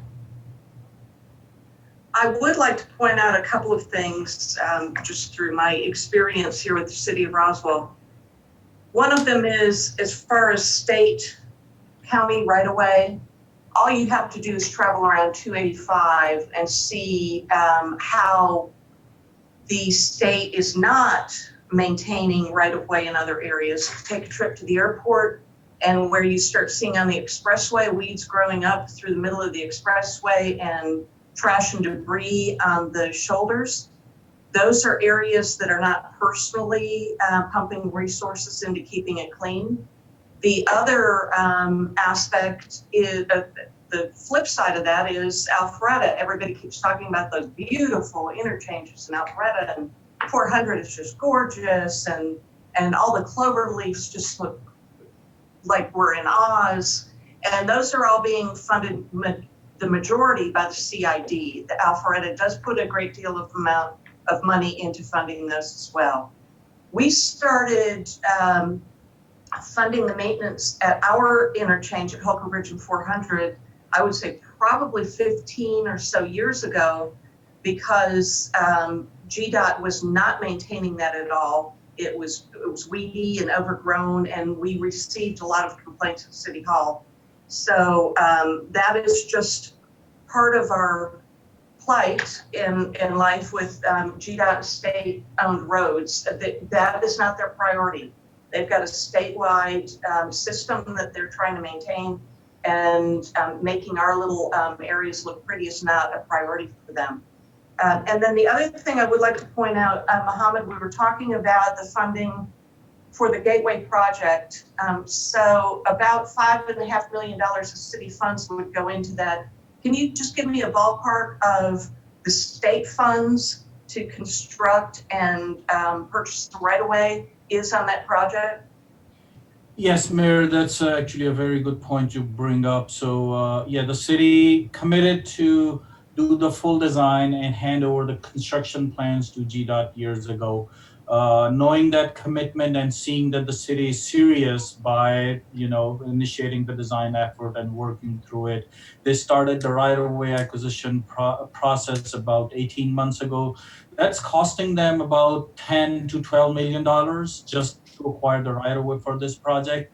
And then going into the construction side of things, the total cost of construction per the most recent estimate is about $32 million. And GDOT has committed to fund the construction almost 100%. If you remember, 6 months ago, the city applied for construction funding with a 20% match of at about $2 million. So another $2 million of the city could go towards the construction, where when we worked on the application, staff's suggestion was to even go look for a different grant for that 2 million match to get a $10 million construction funding. And if that funding goes through, GDOT has committed to fund the remaining $24 million of the construction money. So it's a pretty good deal for the city. If you look at the total, it's almost a $45-50 million project in the city. And our biggest safety issue in the city, with the documented accidents and injuries and a couple of fatalities over the past 10 years. And this is not new. You know, this is the second initiative to improve the corridor. First one was in the 1990s. So the problem has existed even decades before the 1990s. So this is a big problem that a lot of effort has been put in over the decades to fix it. And if it was easy, it would have been done already. But you know, we have the problem on our hands to work, and we appreciate all the support and help on this from you. Thank you, Mr. Ruff. I just would like to reiterate that I believe this is a very good return on our investment, and I look forward to that road being transformed. Are there any other questions from council? Yes, Councilmember Tyser. Thank you, Mayor Mohammed. I'm really glad to see that you've laid this out the way you have. We're not going to dig ourselves out of this hole with our own internal funds. There's pretty much no way that you're going to see $4, $5, $6 million appear just magically from sales tax revenue, from property tax revenue. These shovel-ready projects, in order for them to get done, are likely going to have to come from some sort of federal infrastructure act that I know that that Washington's thinking about now. What I'm very pleased to see, Mohammed, is that they're laid out pretty clearly here. And I would encourage us, as I have a couple of times in the past, to do what we can to be first in line when that happens. You know, things like sidewalks, things like resurfacing, things like your other two shovel-ready projects that you presented that are large dollars, are ways that we can find to get ourselves out of this hole. Again, I'm glad to see them laid out like this, and I would encourage all of us to focus on finding sources of funding outside of the normal channels that we've been in as we attempt to climb out of the COVID hole that we're in. So again, Mohammed, thank you very much.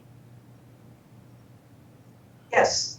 So Mayor, I'll just quickly make one more comment. That was actually a very good point, Councilmember Tyser. So if you notice, you know, most of the design efforts are on the unfunded list. So that does not mean that we wouldn't be designing any projects. We still have an in-house design team, and that's what they'd be working on. Rather than managing consultants who are designing our projects, we'll be doing more in-house design work to do exactly what Councilmember Tyser mentioned, get more shovel-ready projects for whatever that next opportunity is, maybe a stimulus program from the feds or anything else. So there's a lot of value looking at the history and having shovel-ready projects ready to go whenever a stimulus is announced. So we'll be working on that, and we've been thinking about that already.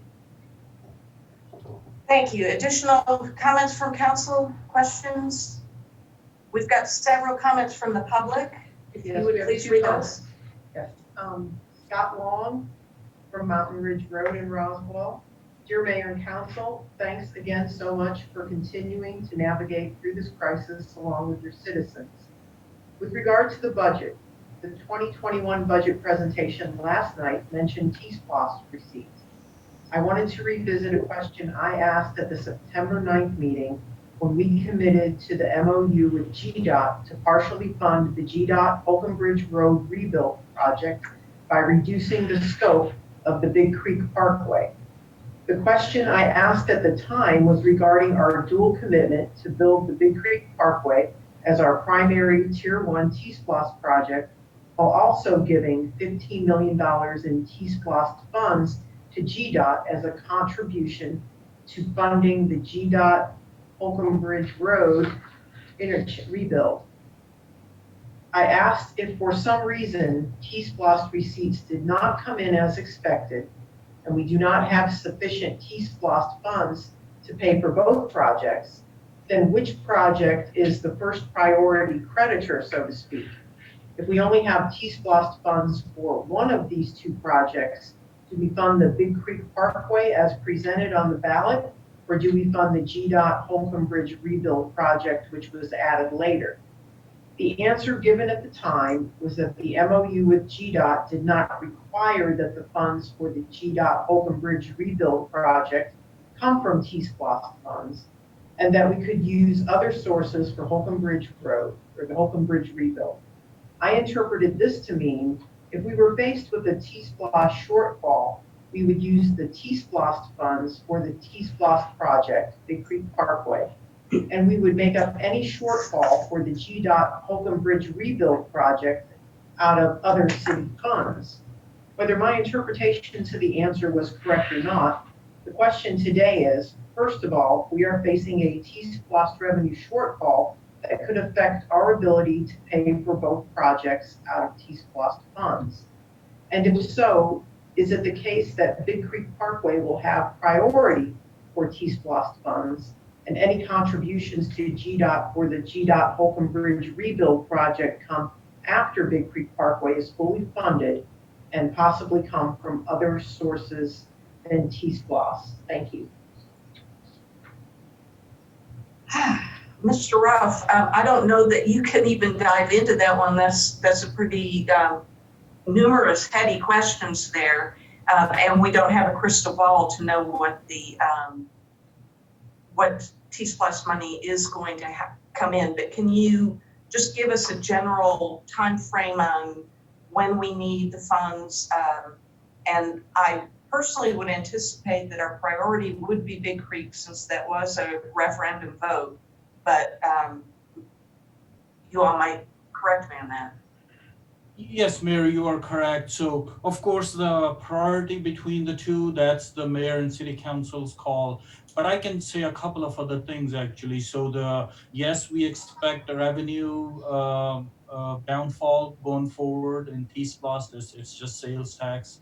But like I mentioned before, during when the economy is not doing so well, some of the bids, they drop as well significantly. We saw that about 10 years ago as well for some of our projects, where the bids were coming in actually less than the engineers estimate, significantly in some cases. And also, there is some other creative tools we have in our toolbox. Like one that comes to mind is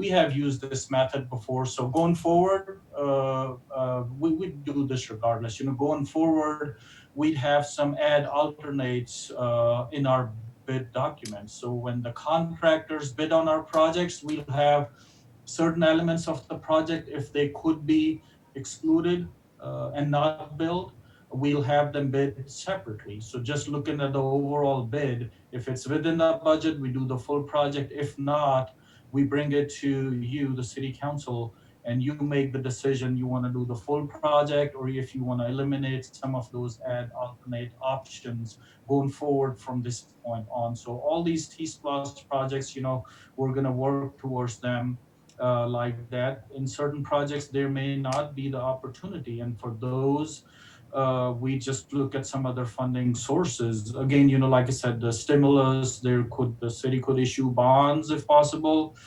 Before the COVID-19, the county started talking about a T-Splost 2. So that could, of course, fill the gap if there's any going forward. So there is options. So I think that answers all the questions, but not the priority, which is really between the two projects that a city council's call. And I just want to clarify that the Holcomb Bridge interchange is also T-Splost eligible. It's just that in the initial list, the T-Splost amount listed in front of it was not 15, but the interchange is definitely a T-Splost eligible project on the list. Thank you. We've got another comment question from a citizen. Yes, Douglas Fernandez from Land O'Lakes Drive in Roswell. Please consider not only postponing but curtailing the North Coleman mini roundabout. Our neighborhood does not need a mini roundabout at the proposed site of Thompson and North Coleman. The amount of traffic does not warrant what may have been a pet project for a prior transportation director. Mr. Ralph, can you tell us what the status is on that project? Yeah, that project is going to committee tonight for a construction award of construction contract, and there's some Fulton County work included there as well. And then there's that PTV enabling element as well. So it's really 3 items on the committee tonight related to this mini roundabout. And I just want to, clarify, thinking about North Coleman Drive, we have a standing request for the 12 years I've been with the city. We have been getting complaints about speeding on North Coleman. North Coleman is not a local road. It's not designated as a residential street. It looks like one, but it's not. It's a connector street. It connects Pine Grove to Woodstock Road. So this mini roundabout is not just to improve the entrance and exit to the Lake Crest Drive residents. It's mainly to reduce the speed of traffic on North Coleman. And if you have ever driven on it, it comes down from both sides. So it's a recipe for speeding in there. And it's so wide and open there. Every time, if the cops are there showing some presence and doing some enforcement, they're just visible. There is no way for them to sit at a spot where they could not be seen for a much larger distance. So anyways, so the speeding control is the main element of this project. And then we started looking at it. We have several PTV requests as well. So this project enables the PTV connectivity for a much larger area going towards Canton Street. You would see a map for that tonight at the committee meeting as well. So this is a pretty good project. And I would also add that these roundabouts are a comparatively much lower safety improvement project and speed control project. And this is one of those where we would hope to actually do a lot more mini roundabouts in the city because they cost much less than a big roundabout. And we believe this roundabouts are pretty context sensitive design, goes very well with at least this residential area. Thank you. If there are no further comments or questions from council, we will move on to fire. And I would like to thank Mr. Ralph for a great presentation and thank you for your hard work. Thank you.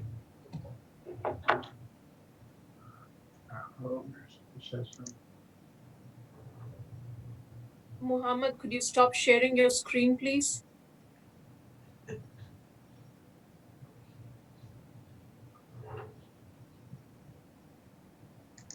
Thank you.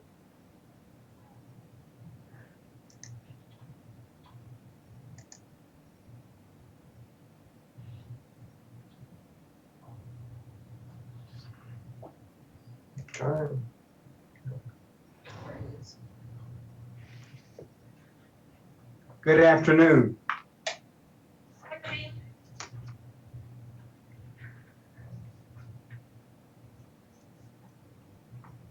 Good afternoon, everyone. Hope everyone's doing great.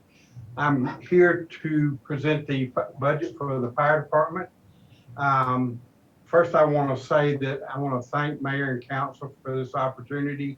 I want to thank Ryan and Harpreet and the whole team, because in these unprecedented times, it is harder and harder to be able to fund a lot of things that we know that we need. But as a department head, I understand during these times because I've actually been directly involved with the COVID, and I'll talk about that momentarily. As we start through this, I'm gonna go ahead and share my screen with you.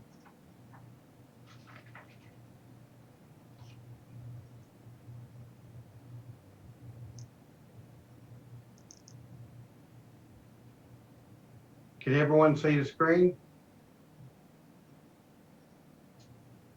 Yes? Okay.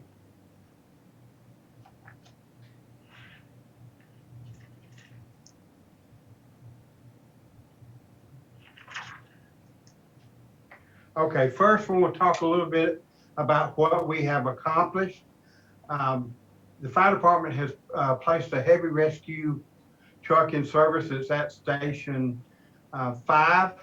This vehicle, if you remember last year when we got the staffing for it, it responds to all structure fires. It's our special operations vehicle. So it responds to all special operations calls, whether it's hazmat, technical rope rescue, swift water rescue. It's also used as a manpower unit on calls for service, as well as our training division. We've also taken delivery of a newly designed brush truck in February of this year. This truck is a little different. We're replacing a 1974 brush truck. So this is actually a UTV that's set up with a water tank pump, has hoses on it. And the good thing about this, it can go where our fire trucks can. It can go between subdivisions, large areas, and even wooded areas. The next thing that we have accomplished is we have got a new records management system, and this is huge for us. So we were able to bring everything in the house under one umbrella. So it allows us to integrate our scheduling software. It tracks all our calls for service. In the fire marshal's office, it helps us track fire inspections, all of our EMS reporting, which is probably 75 to 80% of our call volume. It allows us to report to the state office of EMS. And it also makes the fire marshal's office become paperless. So this has been a huge help to us. One thing that's not on here that I want to talk about that we accomplished last year is the opening of our new Emergency Operations Center. As everyone knows, several years ago, our training center went down with a catastrophic roof failure. That we hope to have that up and running before July. But there was our Emergency Operations Center for the city. We now have it down at City Hall and on the ground floor. And I can tell you that that is probably one of the best moves that we have made. That operations center, normally we have it for weather events, flooding and that type of thing. With this new COVID that has come along, we have used that room. We've had it open now for, I think, 8 weeks. And I just got to take a second and say we have an amazing team. It's not just public safety, but it is also every department within the city is involved in it. And I tell you, it's an amazing team that's worked on this. What we expect to accomplish. We're going to be replacing our 2001 aerial ladder truck. I'll get to that momentarily. We're also going to be replacing structural firefighter protective equipment. This is something that's an ongoing project that we talked about last year. We have to do this for our NFPA standards. So we'll be doing that. And this will also give us the opportunity to make sure that we have some gear on hand in case, as part of my cancer initiative, so we can't afford to provide 2 sets of gear to every firefighter. We got over 200, so we can't do that. So while if they go into a working fire or hazardous environment, they have to clean and wash their gear. But during that time, there is no other gear for them to wear, a separate set. So during that time, what we do is we have a collective set of gear that we'll put them in temporarily while their gear is clean and decontaminated. And then the other thing we hope to accomplish is just some small projects within the fire stations. We had some large projects scheduled, and even now in this year's budget have some large projects that we are breaking down instead of doing the whole projects, doing them separately, individually, and we're monitoring obviously quarterly the finances to make sure that we can do these projects. So we're taking big projects and breaking them down and trying to use the money wisely. Now, what I want to do is go over the budget overview, the proposed budget funded request. As you can see there, in 2020, our budget was $11.7 million. In 2021, the proposed budget's $13.4 million, which is a $1.6 million difference. When we talk about, you see the total positions, you see 21. That's 21 full-time employees. We actually have over 200 part-time employees. So our staffing is almost the smallest and the largest of the city. When you count all of our combination fire department, you know, we're about 220, 221 employees. When it's just full-time, then there's only 21 full-time employees. As this slide shows, it's just a 5-year history of our staffing. As you can see, it's full-time, 21 positions. Now it talks about our expenditure budget proposed. Obviously, our personnel is always takes up the most of the budget at 69% at $8.9 million. And then the transfers in capital is $2.3 million, which is 18%. And then our operating budget's 1.6 at 13%. This is a 5-year operating history here. And our operating budget here is, like I said, $11.5 million for operating.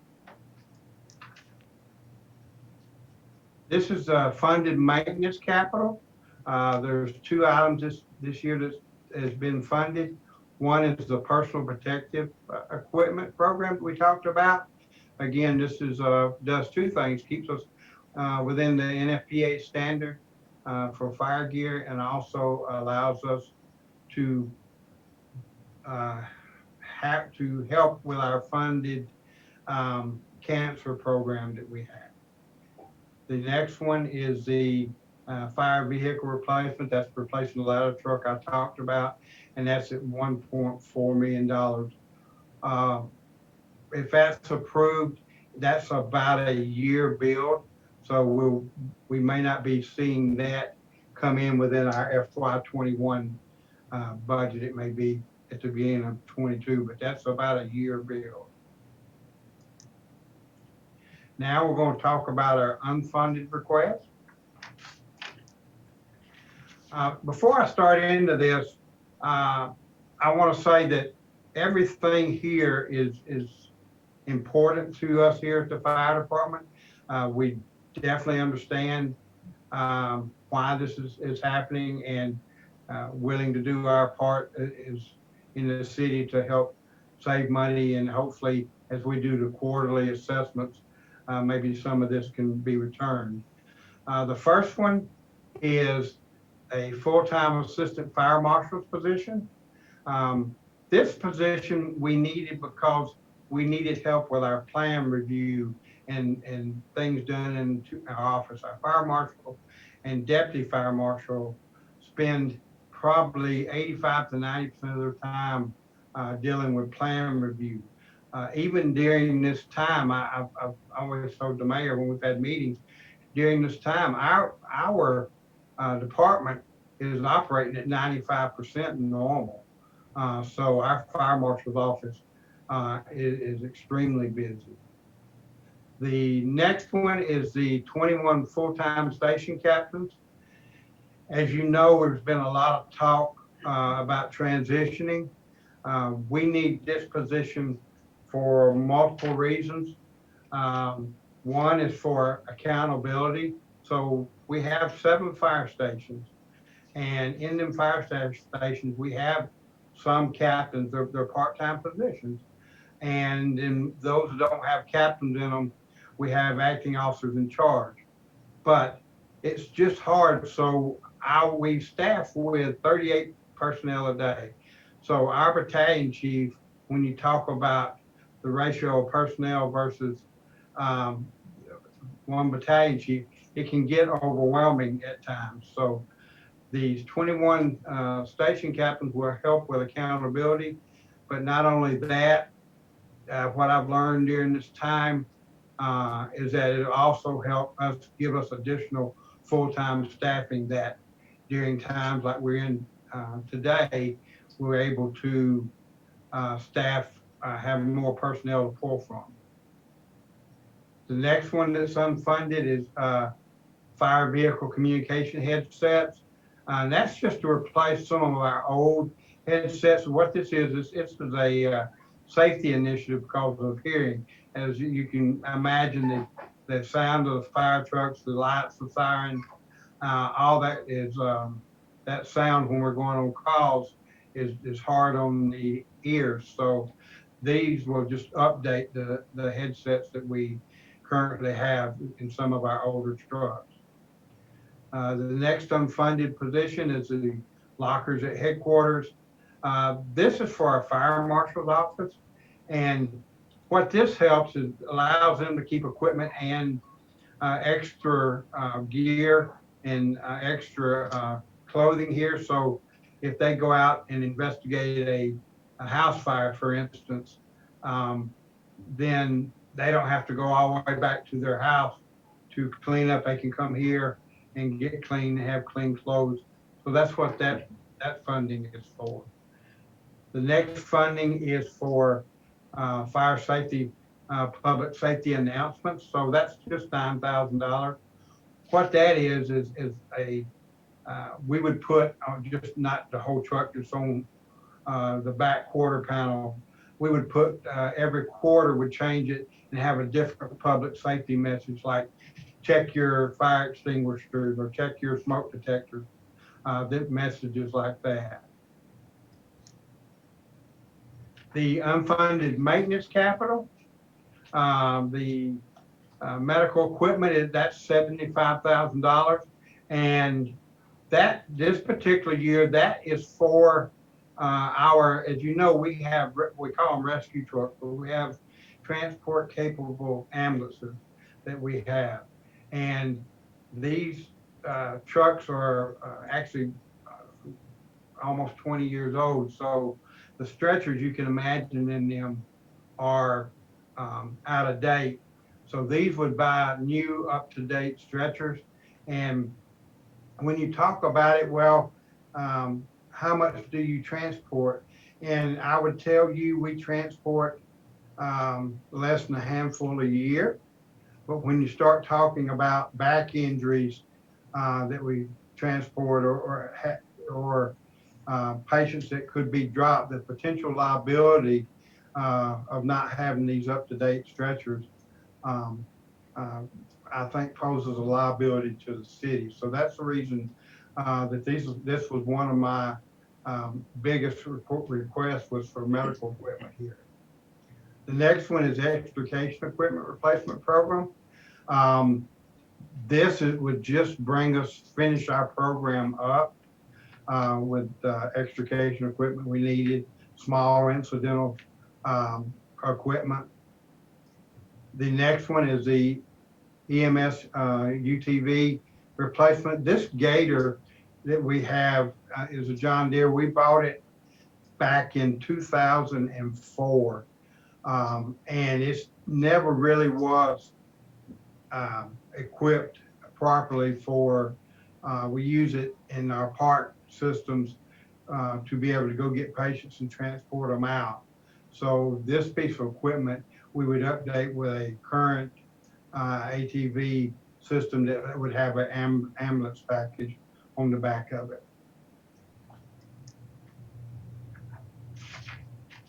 The next unfunded capital is something that you guys have heard me talk about for years. It's the new Fire Station 8 construction. This price is a best estimate. As you know, we haven't done design yet. We're looking at different properties. So that's always going to be on the forefront for me because of ISO and our response times in that area. The next one is the iPlan workstation. This is for the fire marshal's office. And if we would have got that additional personnel, this would be his planning table to work from. The next is the fire safety education safety town. That and the fire extinguisher simulator. These are something that are near and dear to my heart. That's the reason that I started the community risk reduction division. These save lives in the long run indirectly. The safety town, we used to do that years ago at our Recreation and Parks division up in off of Hembry. It got to be a logistical nightmare. So this is actually a town that's portable.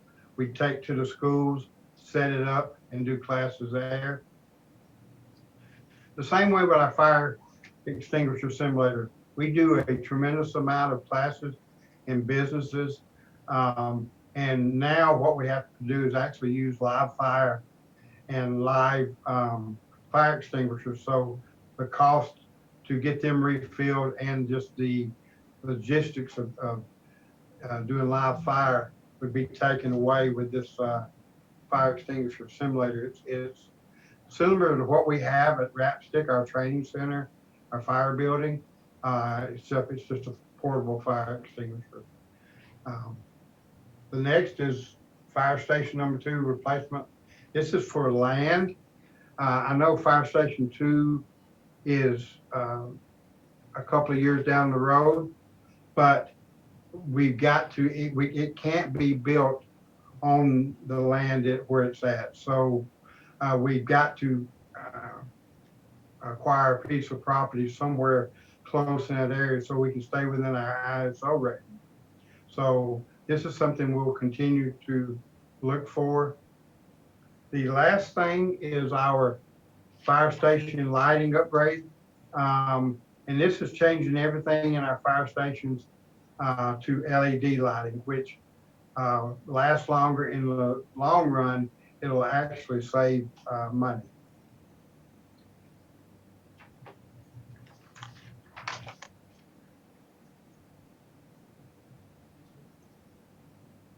And that is the end.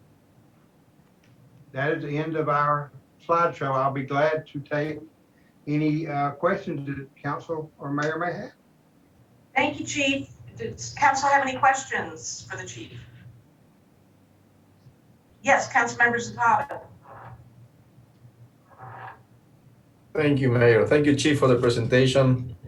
Just want to reconfirm, and did you say regarding the full-time station captain position at 100% funding and reduce firefighters' fees, that you need 21 new captain position on the stations? Was 21? Yes, sir. Yes, sir. It's the way we are. It's actually, it is 21. If you go back to that slide. Right there. It is 21 positions, and I can explain that. We have, when you're talking fire service, you're talking 3 different departments. You're talking about an A shift, a B shift, and a C shift that work 24 hours on, 48 hours off. So that's where I get to 21. There's 7 fire stations. We would start out by putting 1 captain at each station on all 3 shifts. Now that this is starting, as you can remember, several years ago. Actually, when you were my liaison, we started a supervisory full-time positions at those hiring. That's the reason I've gotten the battalion chief of special operations and training. And this just continues that, getting my supervision and personnel in place. So yes, sir, it would be 3 shifts, 1 captain at each station, and that would be for the first year. Yes, sir. Great. And then this line reads, reduce firefighter fees. What would happen right now, we actually have 6 vacancies, but we normally have 21 part-time captains. And so as if we replace the 21 part-time with 21 full-time, then in our firefighter fees, that captain's pay that's in there, we would take that out. So that would be a reduction in firefighter fees, but then added in the would be 21 full-time captains, and that is the proposed cost. The 1.1 million is the proposed difference for the first year, and then just a little over $1 million recurring every year. And this will be the net extra expense after contemplating the reduction of the part-time captains, Yes. or this will be the net increase on the cost? Yes, sir. Okay, thanks. Thank you. Additional questions from council? I don't see any hands up, and we don't have any comments from the public. So, Chief, I would like to thank you very much for your presentation. As always, great job, and be safe out there. Thank you. Thanks, Chief. Next up is the police department. All right, good afternoon. Let me pull up the. Good afternoon. We'll pull the presentation up here. All right. It's great to see everybody. So first, I do also want to start off by saying thanks to Ryan, Harpreet, Lynn, and Lacey from the budget office for helping me through my first budget at the city of Roswell, and my internal staff, Adrian, and all the police captains that helped prepare the budget. This is my first budget process with Roswell, so it is a little bit different than I'm used to, but I am enjoying the process so far. One of the ways, and I want everybody to understand before I start the presentation, that I started my budget is I met with the division commanders and had them submit their budgets, and I asked them to ask for a little bit more than they needed because I wanted to gauge exactly where we were. I then proceeded to cut their proposals to the bones. So we did submit a very bare bones budget, and that was prior to the pandemic starting. So once the pandemic started, of course, we're in a different financial place than we were when this process started. So I do understand that once our bare bones budget was submitted, that there were a number of other cuts that were necessary until we can get past this budget and see exactly the financial situation that we're in. So we'll start with the police general fund.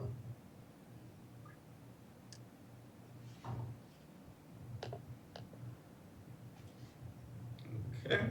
All right, and we'll talk about what we've accomplished. So we've completed monthly open range training, patrol rifle qualification, shotgun qualifications, basic patrol rifle school, state required qualifications for all sworn employees, but most importantly, over 22,000 hours of training was provided to our police department. We completed construction on the new CSI lab and special investigations section. As a matter of fact, we were about to do a dedication ceremony right as this pandemic started. We hired a new part-time evidence technician, and we used revenues from our surplus items to purchase money counters for more efficient processing of cash in the property and evidence room. And you'll remember some of these recommendations were from the CPSM gap analysis, and that was one of those recommendations. During the year, we also responded to 87,649 calls for service. We wrote 13,576 incident reports, over 4,200 accident reports, and issued almost 16,000 traffic citations and over 6,000 traffic warnings. So as you can see, approximately half of what we do at the Roswell Police Department involves traffic. We also completed our rig shield rollout. These are shields that are provided to our officers to help them in the event of an ambush situation while they're in their police vehicles. We procured and implemented the unmanned aerial vehicle platform for our accident reconstruction. This is a drone equipped with a camera with 3D mapping capabilities. I had the opportunity to see this in action about 2 weeks ago when we had a pedestrian struck on Holcomb Bridge Road. And what this allowed us to do is we could map the entire scene in 20 minutes, a process that previously would take about 2 hours. So it reduced the congestion of traffic and allowed us to open up the roadways much quicker, as well as providing a better map of the incident location.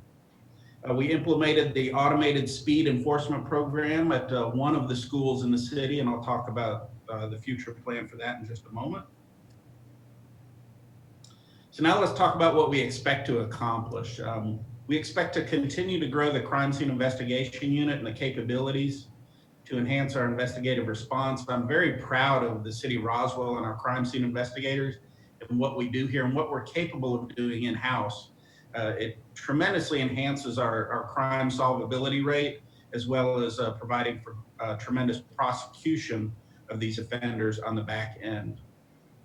We continue to grow our information gathering and sharing initiatives to enhance the safety of our citizens.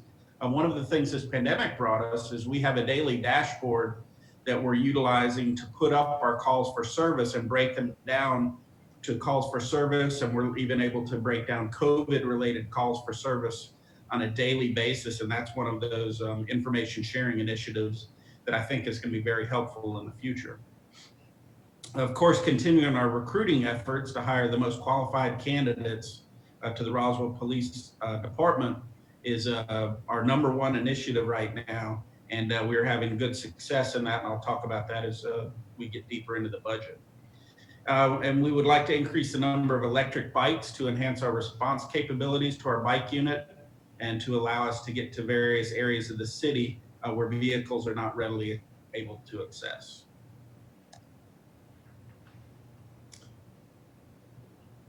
So we want to complete the implementation and grow our automated school speed enforcement program. As I mentioned, we just implemented this program in one school prior to the pandemic occurring. And our plan is over the summer that we will expand this to a number of other schools throughout the city to provide for better safety for our children. And we hope to be prepared for that when school resumes, hopefully in the fall. Of course, increase the number of qualified police officer applicants through additional recruiting efforts and the use of our policeapp.com. And I'll talk about that when we hit that in our budget as well. And our goal is to fill all existing police vacancies, which is 15 sworn positions. And then we'll go back and consider and request the 9 that were defunded last year in the 2019 budget process. The requirements for this, of course, and we'll talk about that policeapp.com and the polygraph examinations that are required to screen quality applicants. Another expectation is to replace our expiring Narcan in order to ensure that officers have this life-saving medication in overdose situations. I have observed during my short time here at Roswell the number of times that we've had to deploy Narcan to save lives in our community. Increase the number of training hours presented at RAPSTIC to include post, intermediate, and advanced certifications. You heard the fire chief mention RAPSTIC. We're hoping that we will be back in that facility in July. And one of the things that we've worked with the Georgia Peace Officer Standard and Training Council is that these training hours we're providing, they're going to allow us to award intermediate and advanced certification courses to our course curriculum at RAPSTIC. And that will allow our officers to achieve those intermediate and advanced certifications. We will continue evaluating and updating the fleet for safer, newer, better, and cost-effective equipment. And we are hoping to replace our current tasers with the new Taser 7s. Our current tasers are beyond their useful life. We're starting to cannibalize them as best we can to use parts on the existing tasers, and we are in desperate need of replacing our tasers, and the current tasers we have are no longer supported. So now we'll go over the proposed unfunded request for our budget overview. And as you will see, our budget remains pretty similar to the 2020 budget. Our general fund is just slightly below. The E911 fund is slightly below. Confiscated assets, I want to talk briefly about this. Best practices nationally and to comply with the federal forfeiture standards that are out there is confiscated assets should not be discussed when we're in the budget process. So as you see me, or if we have questions about confiscated assets, I'm going to defer those to a discussion that is not tied to the budget. And our capital projects fund is reduced 10,000. Our total positions, as you will see, remain unchanged from 2020 to 2021. As I mentioned, when I had our commanders submit their budget requests, just so you know where we are with this, in those budget requests, they had an addition of 22 non-sworn positions in the budget that I cut almost all of those, and then a few that we will go over here shortly did not make it through the final proposal as well. Our 5-year personnel history fund is still remaining static for the past 3 years. And the expenditure budget, the 20 million total budget, personnel accounts for 79% of our budget, which is a very healthy number. Operating 16%, the transfers, capital, and other at 5%. Our 5-year operating expenditure history, it's remaining steady for 2020 to 2021 and increased slightly from 19 to 20 prior to. So these are the funded program changes that are proposed that made it through the funding request. Add funding for police officer recruitment software. This is that policeapplication.com that I mentioned earlier. It's a platform that allows us to accept police applications, and that information generates our HR system. It's also a more robust system and very user-friendly. We pay a cost of $20 per application. So this is an estimated cost. But I can say since we implemented this program, our police applications have increased dramatically. With that recruiting effort, of course, is an increased funding to polygraph services. Again, this is also estimated about $10,000 as we receive more applications to try to fill our vacant positions.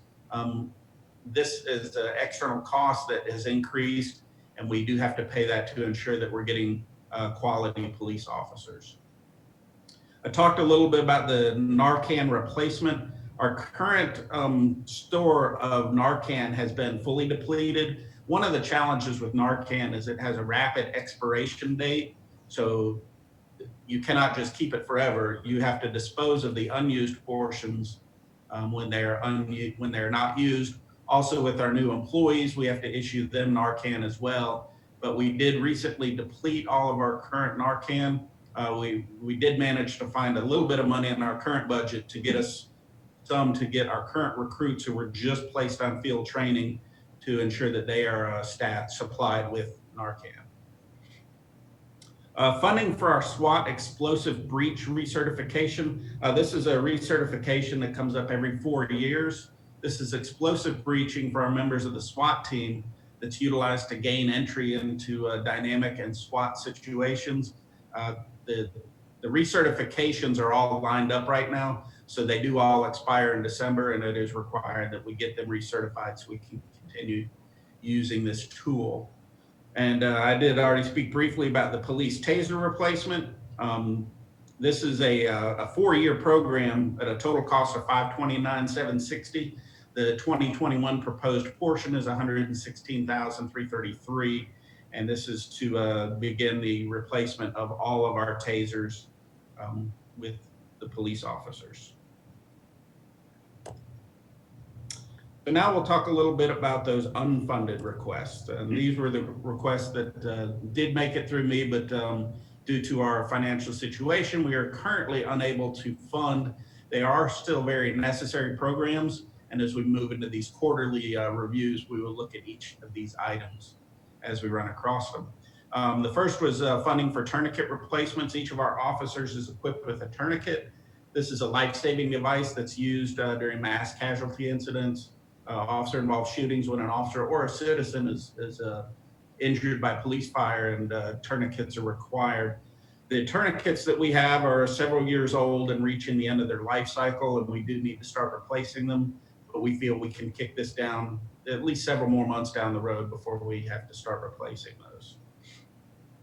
The full-time canine sergeant position, this was also a CPSM recommendation. We are in need of a sergeant to oversee our police canines, and that is something that we can defer. Full-time internal affairs investigator. This is an investigator who would handle all of those police officer complaints and investigations of policies and procedures. This was also a CPSM recommendation, and we will continue doing the investigations as we are now until we can eventually get this funded. And that is an important position, but it's not needed immediately today.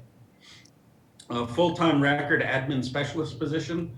I believe CPSM recommended 2 positions for this. We had proposed 1, and this is to help with those open records and all of our record needs.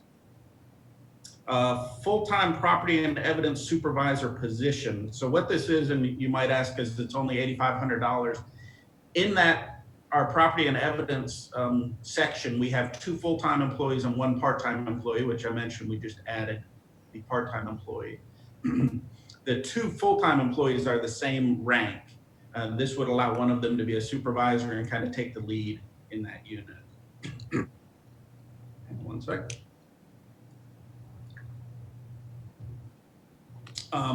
One full-time crime scene investigator position. CPSM and our internal staff recommended 2 additional civilian positions for this. We were going to start with 1 and then revisit the second position in 2022.